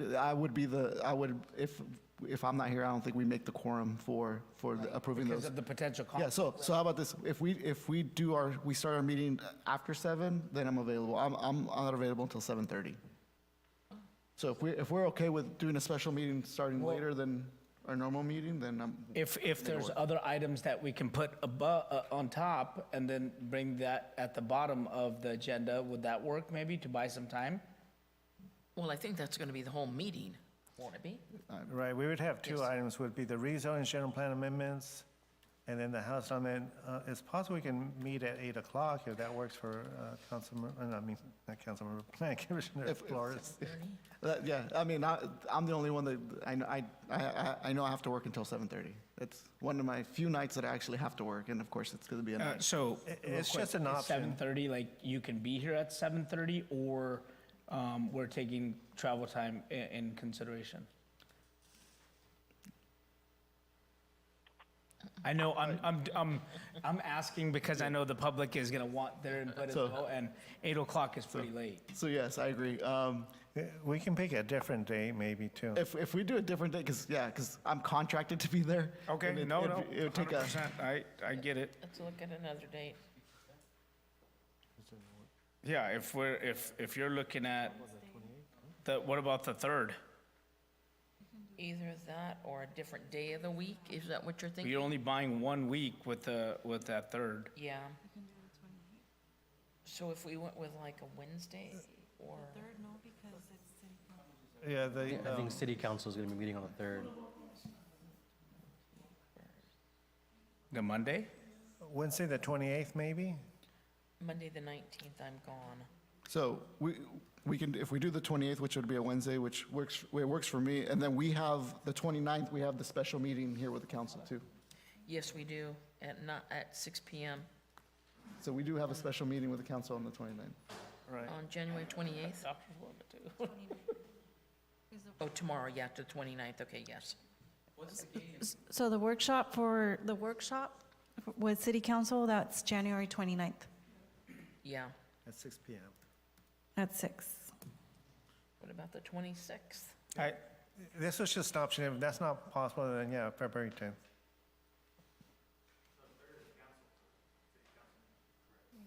The 3rd? Yeah, I think February 10th it is. Yeah, I think, doesn't that give us enough time to give notices as well, right? Instead of rushing this? I mean, do we need to give notice? Were they I think, what is it? concerned about? We would be continuing this item to the February 10th meeting. By continuing the public hearing, you don't have to give notices. Okay. We would give notices that we have to identify new sites, and it's like, we need to let those folks know. All right. Okay, I think we're ready. Am I good to call for a motion at this point, Miguel? If you can just repeat the action so everyone's aware again. So the action, need a motion for the continuance of item 8A, which is the City of Livingston six-cycle housing element update. Any motions to put this off to our February 10th of 2026 meeting?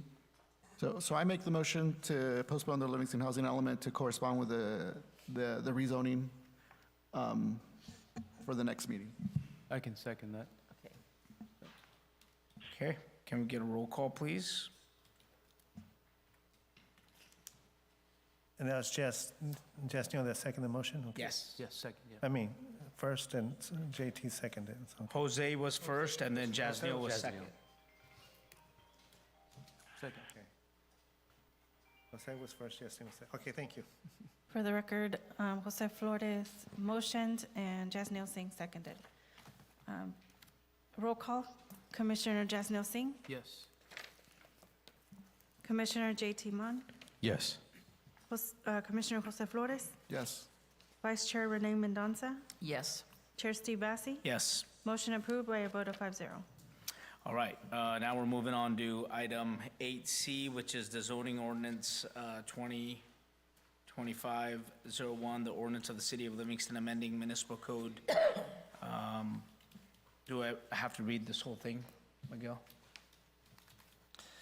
No, you can just abbreviate it. So it's just Zoning ordinance basically, text amendment 2025, an ordinance to amend the City of Livingston's municipal code. There's quite a few items. I'm thinking about the best way to make it easier here. I can go through it. I don't have a problem. Okay, let's just go through it. Okay. Zoning ordinance text 2025-01, an ordinance of the City of Livingston amending municipal code, Title 5, Chapter 2, Section 5-2-2 residential, Chapter 2, Section 5-2-3 commercial, Chapter 3, Section 5-3-15 land use regulations, zoning matrix, Chapter 3, Section 5-3-16, lot development standards, Chapter 4, Section 5-4-5, off-street parking and loading, Chapter 5, specific use regulations, Chapter 5, Section 5-5-1, density bonuses, Chapter 6, administration, Chapter 6, Section 5-6-1, powers and duties, Chapter 6, Section 5-6-7, Site Plan and Design Review. Chapter 6, Section 6-9, use permit, temporary and conditional, and Chapter 7, Section 5-7-2, definition of words and phrases related to housing development and standards, including definitions off-street parking, site plan and design review, density bonuses, use permits, ministerial approvals, emergency shelters, single-room occupancy, and residential and commercial use zoning matrix. All right. I've introduced Ms. Jayla Smith earlier. Jayla Smith is a planner with J.B. Anderson. She's been working on this, and she's been, well, she'll make the presentation, but I'm very happy that she's helping us. There's been a lot to do lately, and take it away, Jayla. Okay. Good evening again. I'll be presenting the zoning ordinance text amendments application, ZOTA 2025-01. So this application includes a request to amend the Livingston Municipal Code to update the housing development standards. This includes, but it's not limited to, definitions, off-street parking, site plan and design review, density bonuses, use permits, ministerial approvals, emergency shelters, single-room occupancies, and residential and commercial use zoning matrix.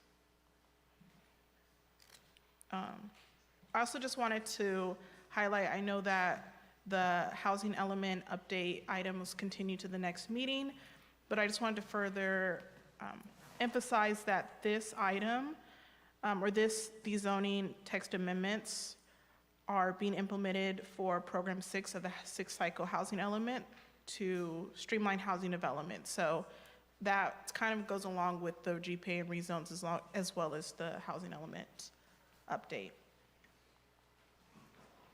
So there's several amendments being proposed for the zoning code ordinance, so I'm just going to go through each of them, and then I'm sure you have a copy of the actual written ordinance so you can see the specific amendments being proposed.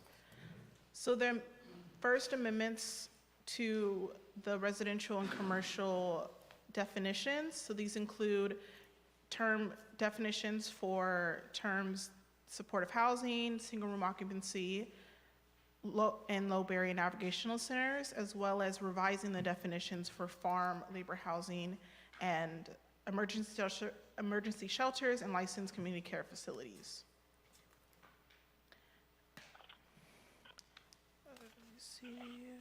Okay, yeah.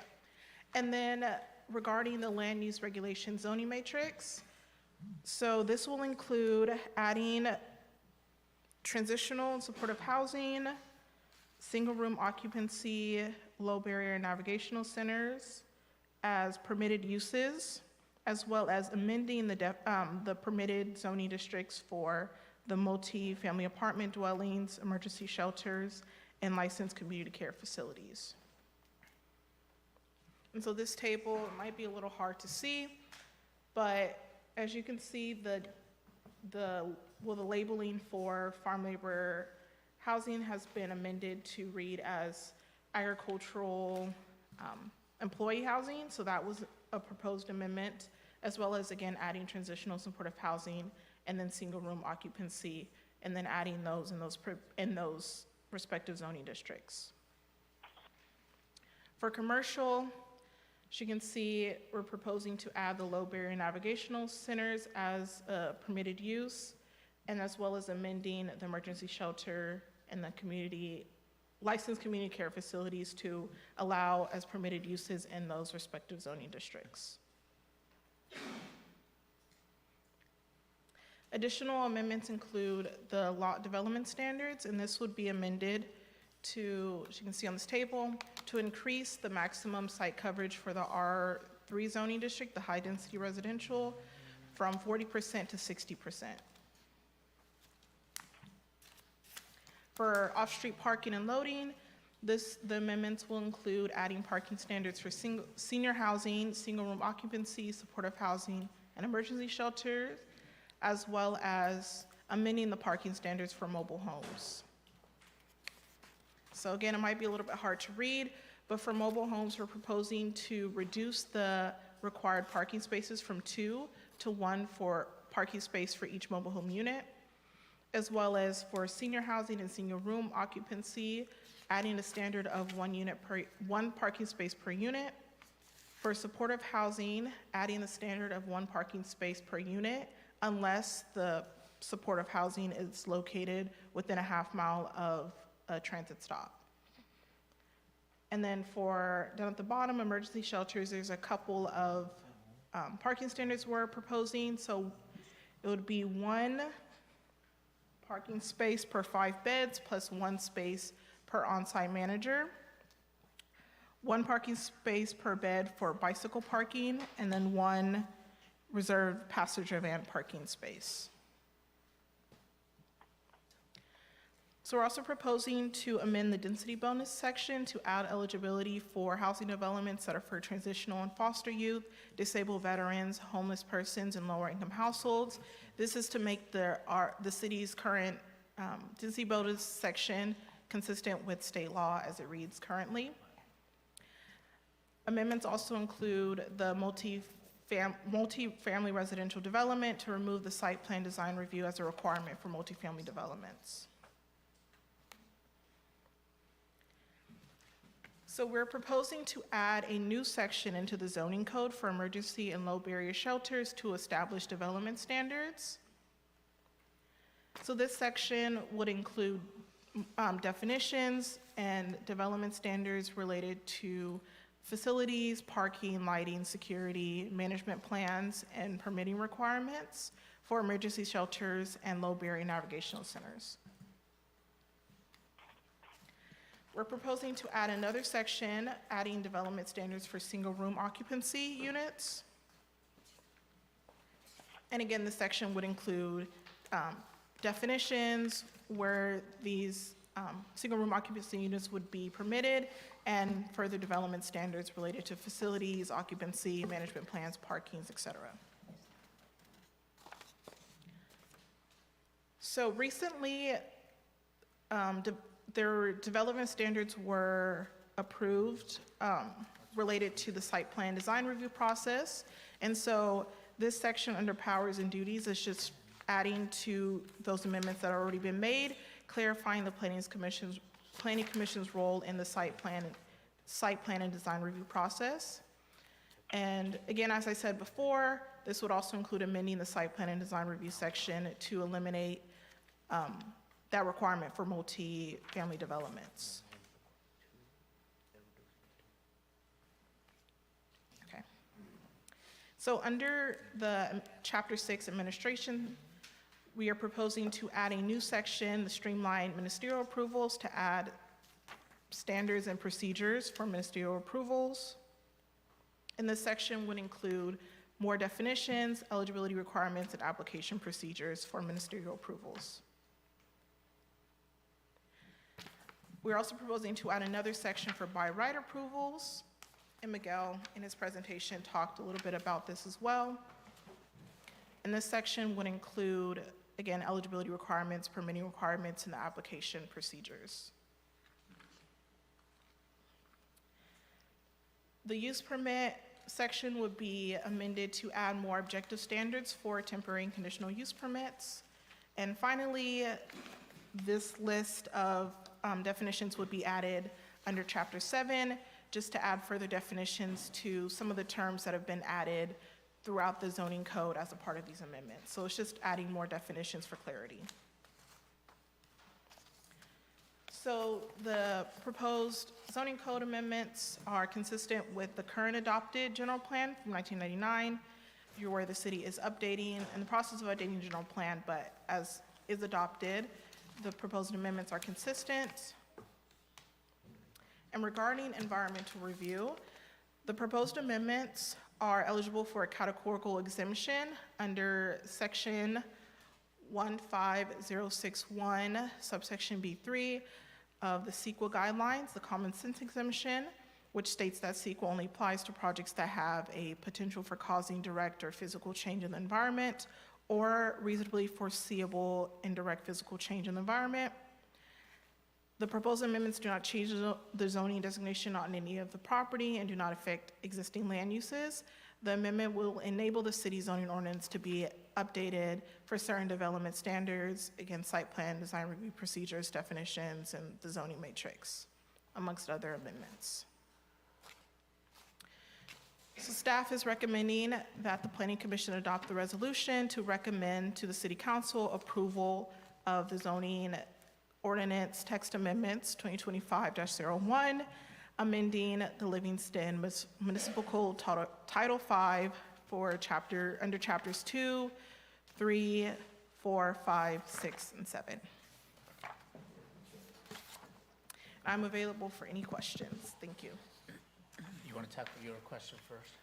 Yes, I had a question on, when we go back to the maximum coverage for the R3, from 40 to 60%, Yes. tell me exactly kind of what that means. So sorry. Okay, there we go. So the maximum site coverage, that's the maximum amount of building, like actual building coverage that can be on the site. So what this would do is increase that from 40% to 60%, meaning that in the R3 zone, for any potential developments that come up, the maximum amount of building coverage will now be 60%. So it essentially allows more building space on that site in the R3 zone. As an example, if you have a lot that's 10,000 square feet, right now the most you can cover with that lot is a 4,000 square foot building. Now you can increase that to a 6,000 square foot building, Okay. as an example.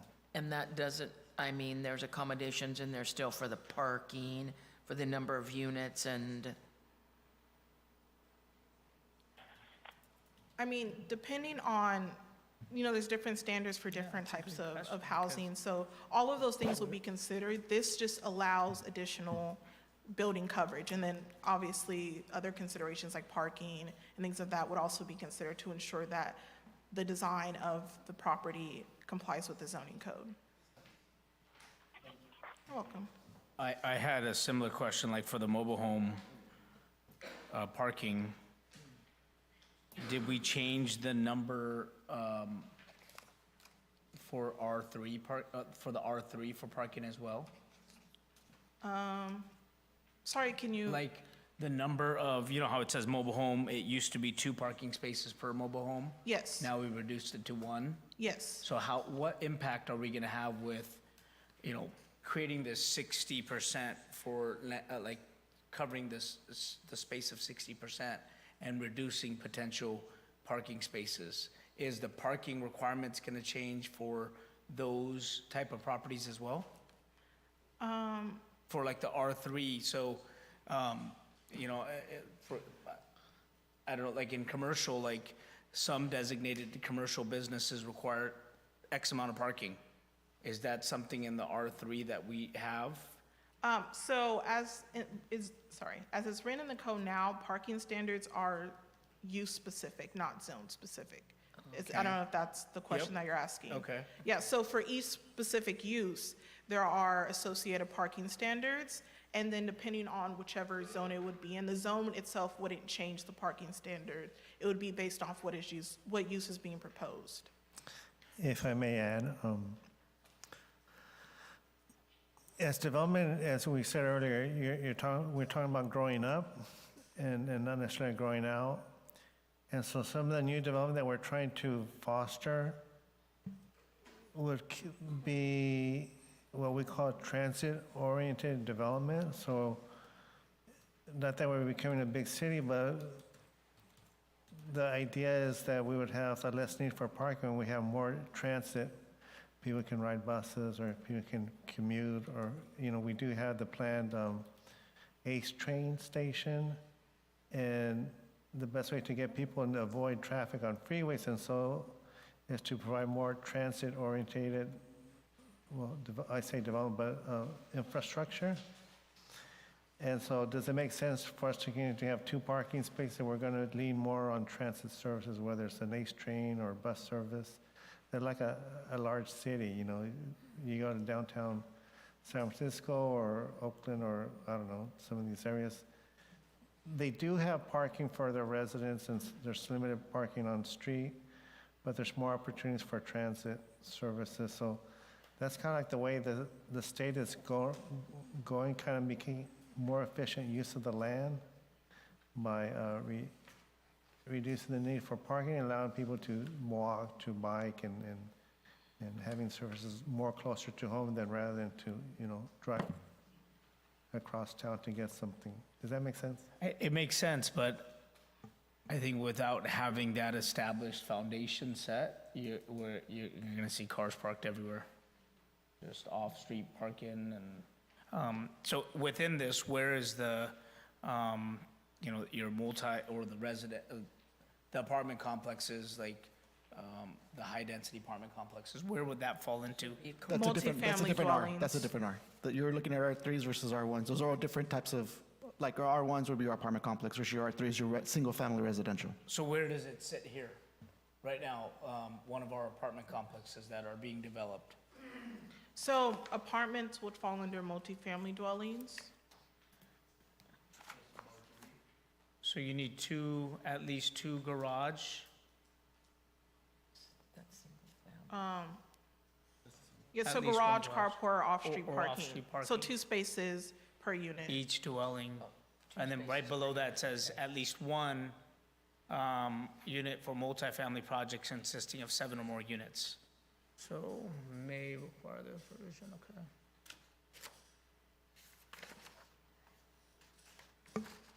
Okay. Thank you. You're welcome. Any other questions?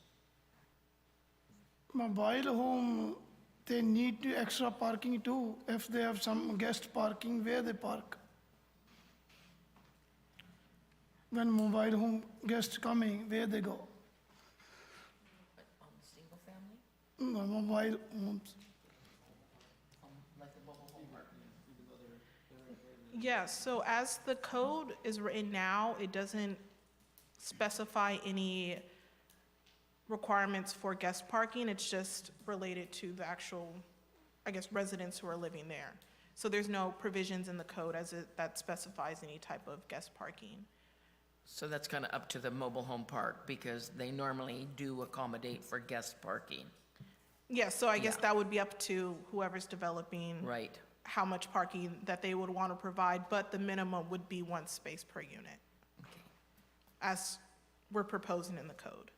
Yeah, and it says, if we read further, it says the planning commission may require the provision of visitor parking in addition to required parking for multifamily projects of 7 or more. So when it comes back to, us, but some of the projects haven't even made it to us, right? They've been, it's a, I don't know what. By word. right approval. Yes, yeah. All right, I don't have any further questions. Okay. Amendment section 5-6-1, the one that talks about, or -7, that talks about site plan design review and clear the planning commission's role. So does that mean that if somebody's building a single-family dwelling, they no longer have to supply that information to the planning commission? Because that's how I read it. Sorry, Yeah, currently, oh, the there we go. single-family development, when you build a home, those plans and things like that are never presented to the planning commission. They're permitted by right. You just need a building permit for a single-family home. When it comes to a multifamily, those require a site plan design review. As you know, the city council recently approved an amendment where the site plan design review is limited to final approval by the planning commission. It doesn't go on to the city council, and we try to streamline that process.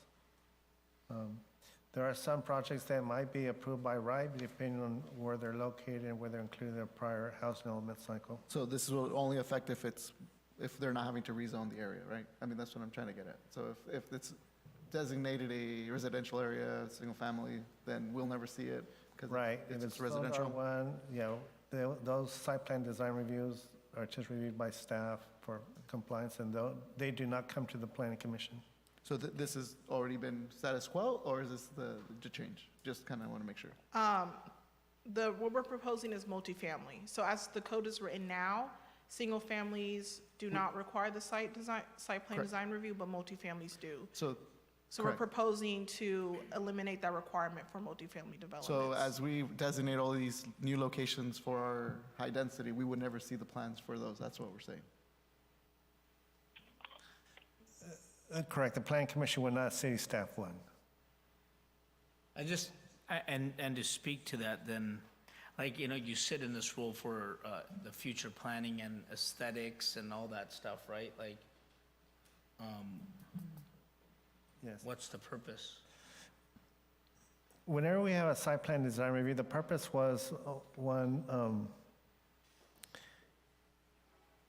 the Plan Commission will look at the elevations for material, they look at the design, how it's gonna work, and how it's gonna interface or interact with the surrounding properties, how it would fit.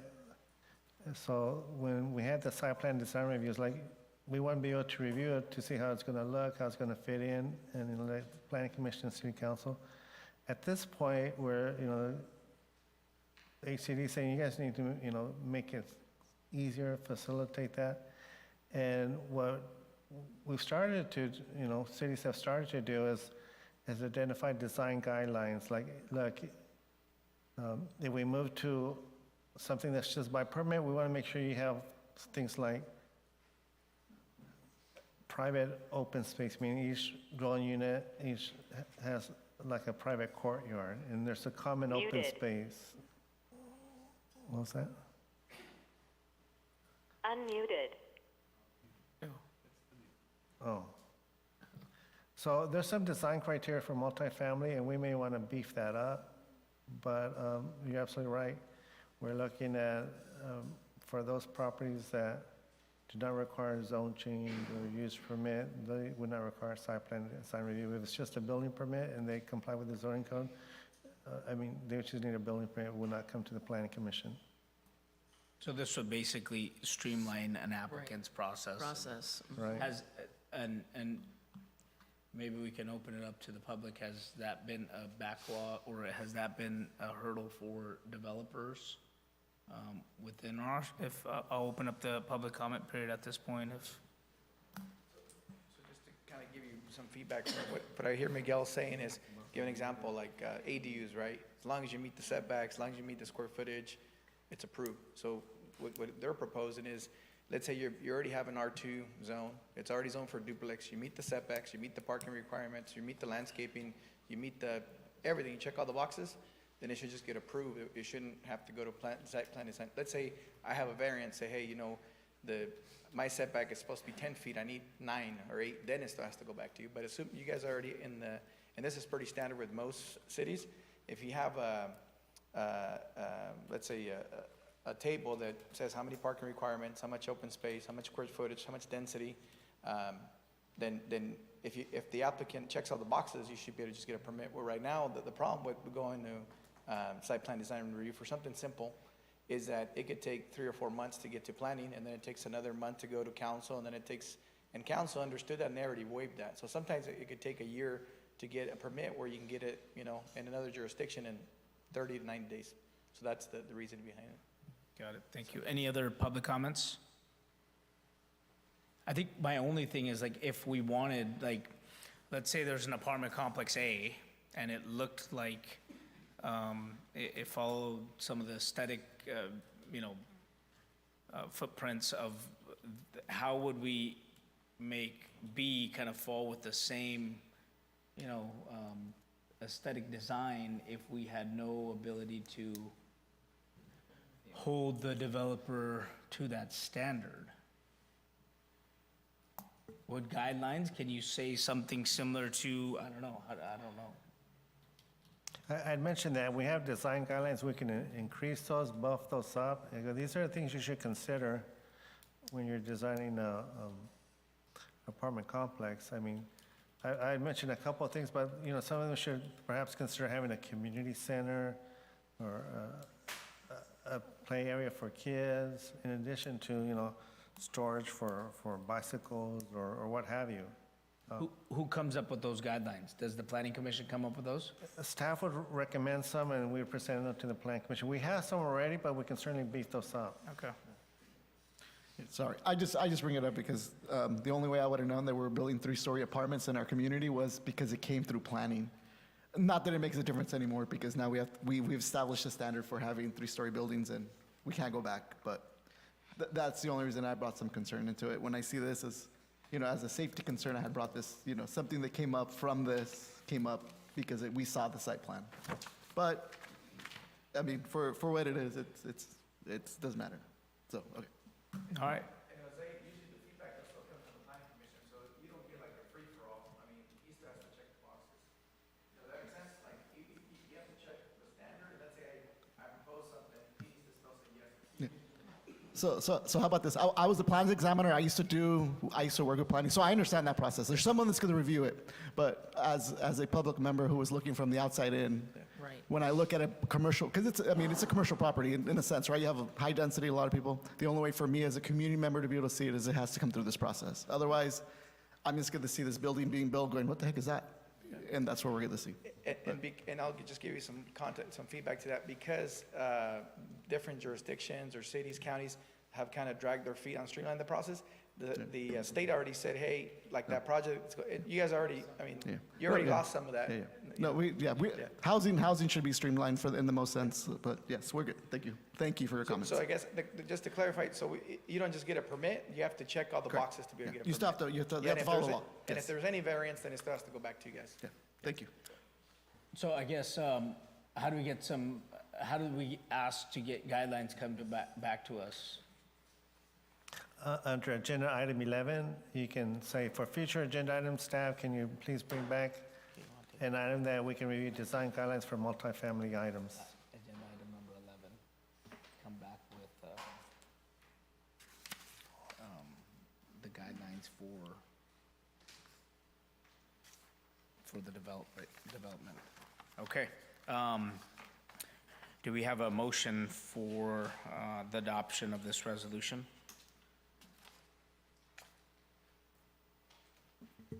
I'll make the motion. I'll be happy to second that. All right. Motion by myself, second by Jose. Can we get Roll call. roll call, please? Roll call. Commissioner Jasneel Singh, Yes. Commissioner J.T. Mann, Yes. Commissioner Jose Flores, Yes. Vice Chair Renee Mendoza, Yes. Chair Steve Bassi. Yes. Motion approved by a vote of 5-0. Okay, on to other matters. Item number 9, A is election of Planning Commission Chair for 2026. Any recommendations for Planning Commission Chair from the group? Traditionally, the vice chair has been nominated to be the chair for the following year. I'm not sure if the vice chair is interested, or if there's other people that are interested in saying, hey, I'd be interested in being the chair for the planning commission. Either of those items can be brought up, and then you can take action after that. I would ask for nominations, and then you take a vote. I would like to nominate Renee as the chair. And Miguel has already approached me to let me know what the natural process is, and I would accept the nomination if I'm nominated, yes. I would like to nominate you. If you accept the nomination, then I'll second the motion. So I nominated Renee, and JT second that. So Renee is going to be, we need a roll call. So motion for Renee to be the chair, and JT second.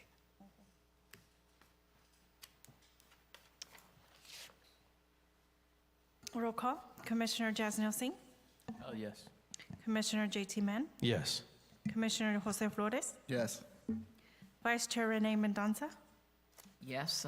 Chair Steve Bassi. Yes. Motion approved by a vote of 5-0. Congratulations. Congrats. Congrats. All right. Item number B9, or sorry, 9B, election of Planning Commissioner Vice Chair for 2026. Anybody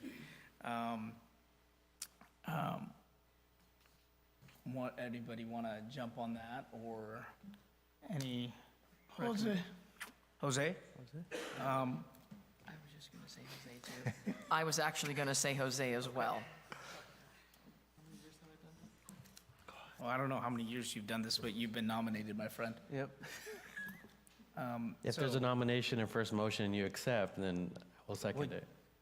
If Renee decides she's not going to miss any meetings, I'll accept. I need a strong back, so I would suggest Jose. You know, I'll accept the nomination for the co. I'll second that motion. So Mr. Kunda made that motion, and JT second that motion. Roll call.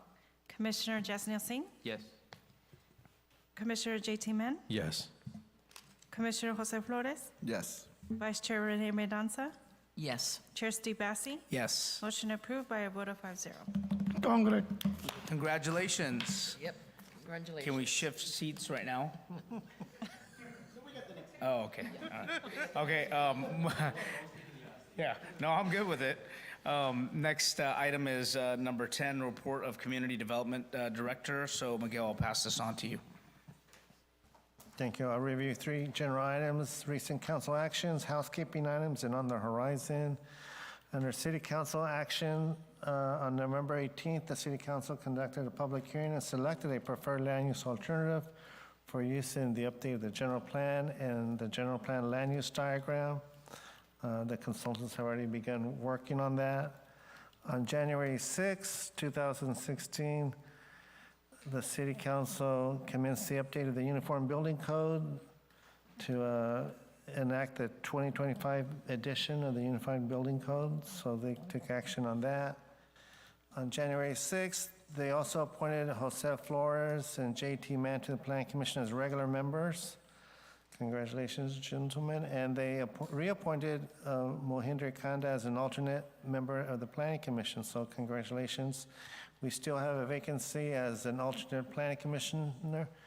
We're still soliciting applications for that, so anyone at home is interested, or if you have any recommendations, I encourage you to contact me with that and say, hey, we have a vacancy, please apply. And it always comes to be useful when we have a lack of quorum, when people are either absent or when there's conflicts of interest, so help spread the word on that.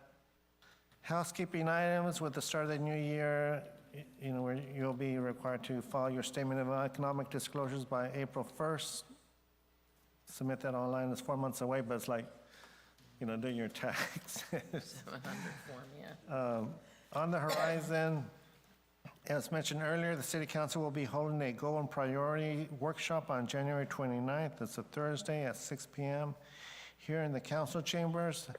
They would like all commissioners to attend. Please confirm your availability at your earliest convenience so we can plan the setup for that evening. You can let Martha know. On February 10th, the Plan Commission, we have the items that have been continued, the general plan, the housing element update, and the general plan rezones. We also have a site plan design review application for a project on Peach Avenue and Dwight Way, and a tentative map with a request for an exception for a parcel map on East Avenue. So there'll be a couple other items than what we, in addition to we have with the house element items. This concludes the reports of the planning director this evening. Thank you. What was the Peach and Dwight? Sorry. It's a site plan design review for, they're adding some construction at the church. Oh, okay. All right. Okay, moving on to item number 11, Planning Commissioner reports, announcements, and future agenda items. This portion of the agenda is reserved for chairperson and commissioners to make brief reports on public events or activities, to request updates, and to initiate future agenda items. I would like to add the guidelines to the development to that for a future item, agenda item, so that those guidelines are established by the Planning Commission or approved by the Planning Commission, but established from staff and then. Well, is it something that we could see the current guidelines to know whether or not we want to see maybe where we might want to amend something or, look at amendments? I'm happy to come back and I can provide a copy of the existing multifamily design guidelines. We have them as part of the municipal code, the zoning ordinance. And I can also come back with a list of suggested changes or additions or what have you. And then that can be used as a starting point. The commission can review that, Good. consider that, add or delete, and then we can schedule that for perhaps additional discussion and even perhaps another ordinance amendment. I think that's a good Was place there- to start. Okay. Was there anything else? I'm sorry. And Miguel, one other thing, I'm sorry, addressing the Farm Bureau again. Do we have that, you have that in there, your notes? I do. I'll include that too. Thank you. We'll set up an item to discuss the farm letter that was received from the Farm Bureau and how that's being addressed as part of our general plan update. Thank you. Any other commissioners with any announcements? No? All right. It looks like we're adjourning this meeting at 9:21.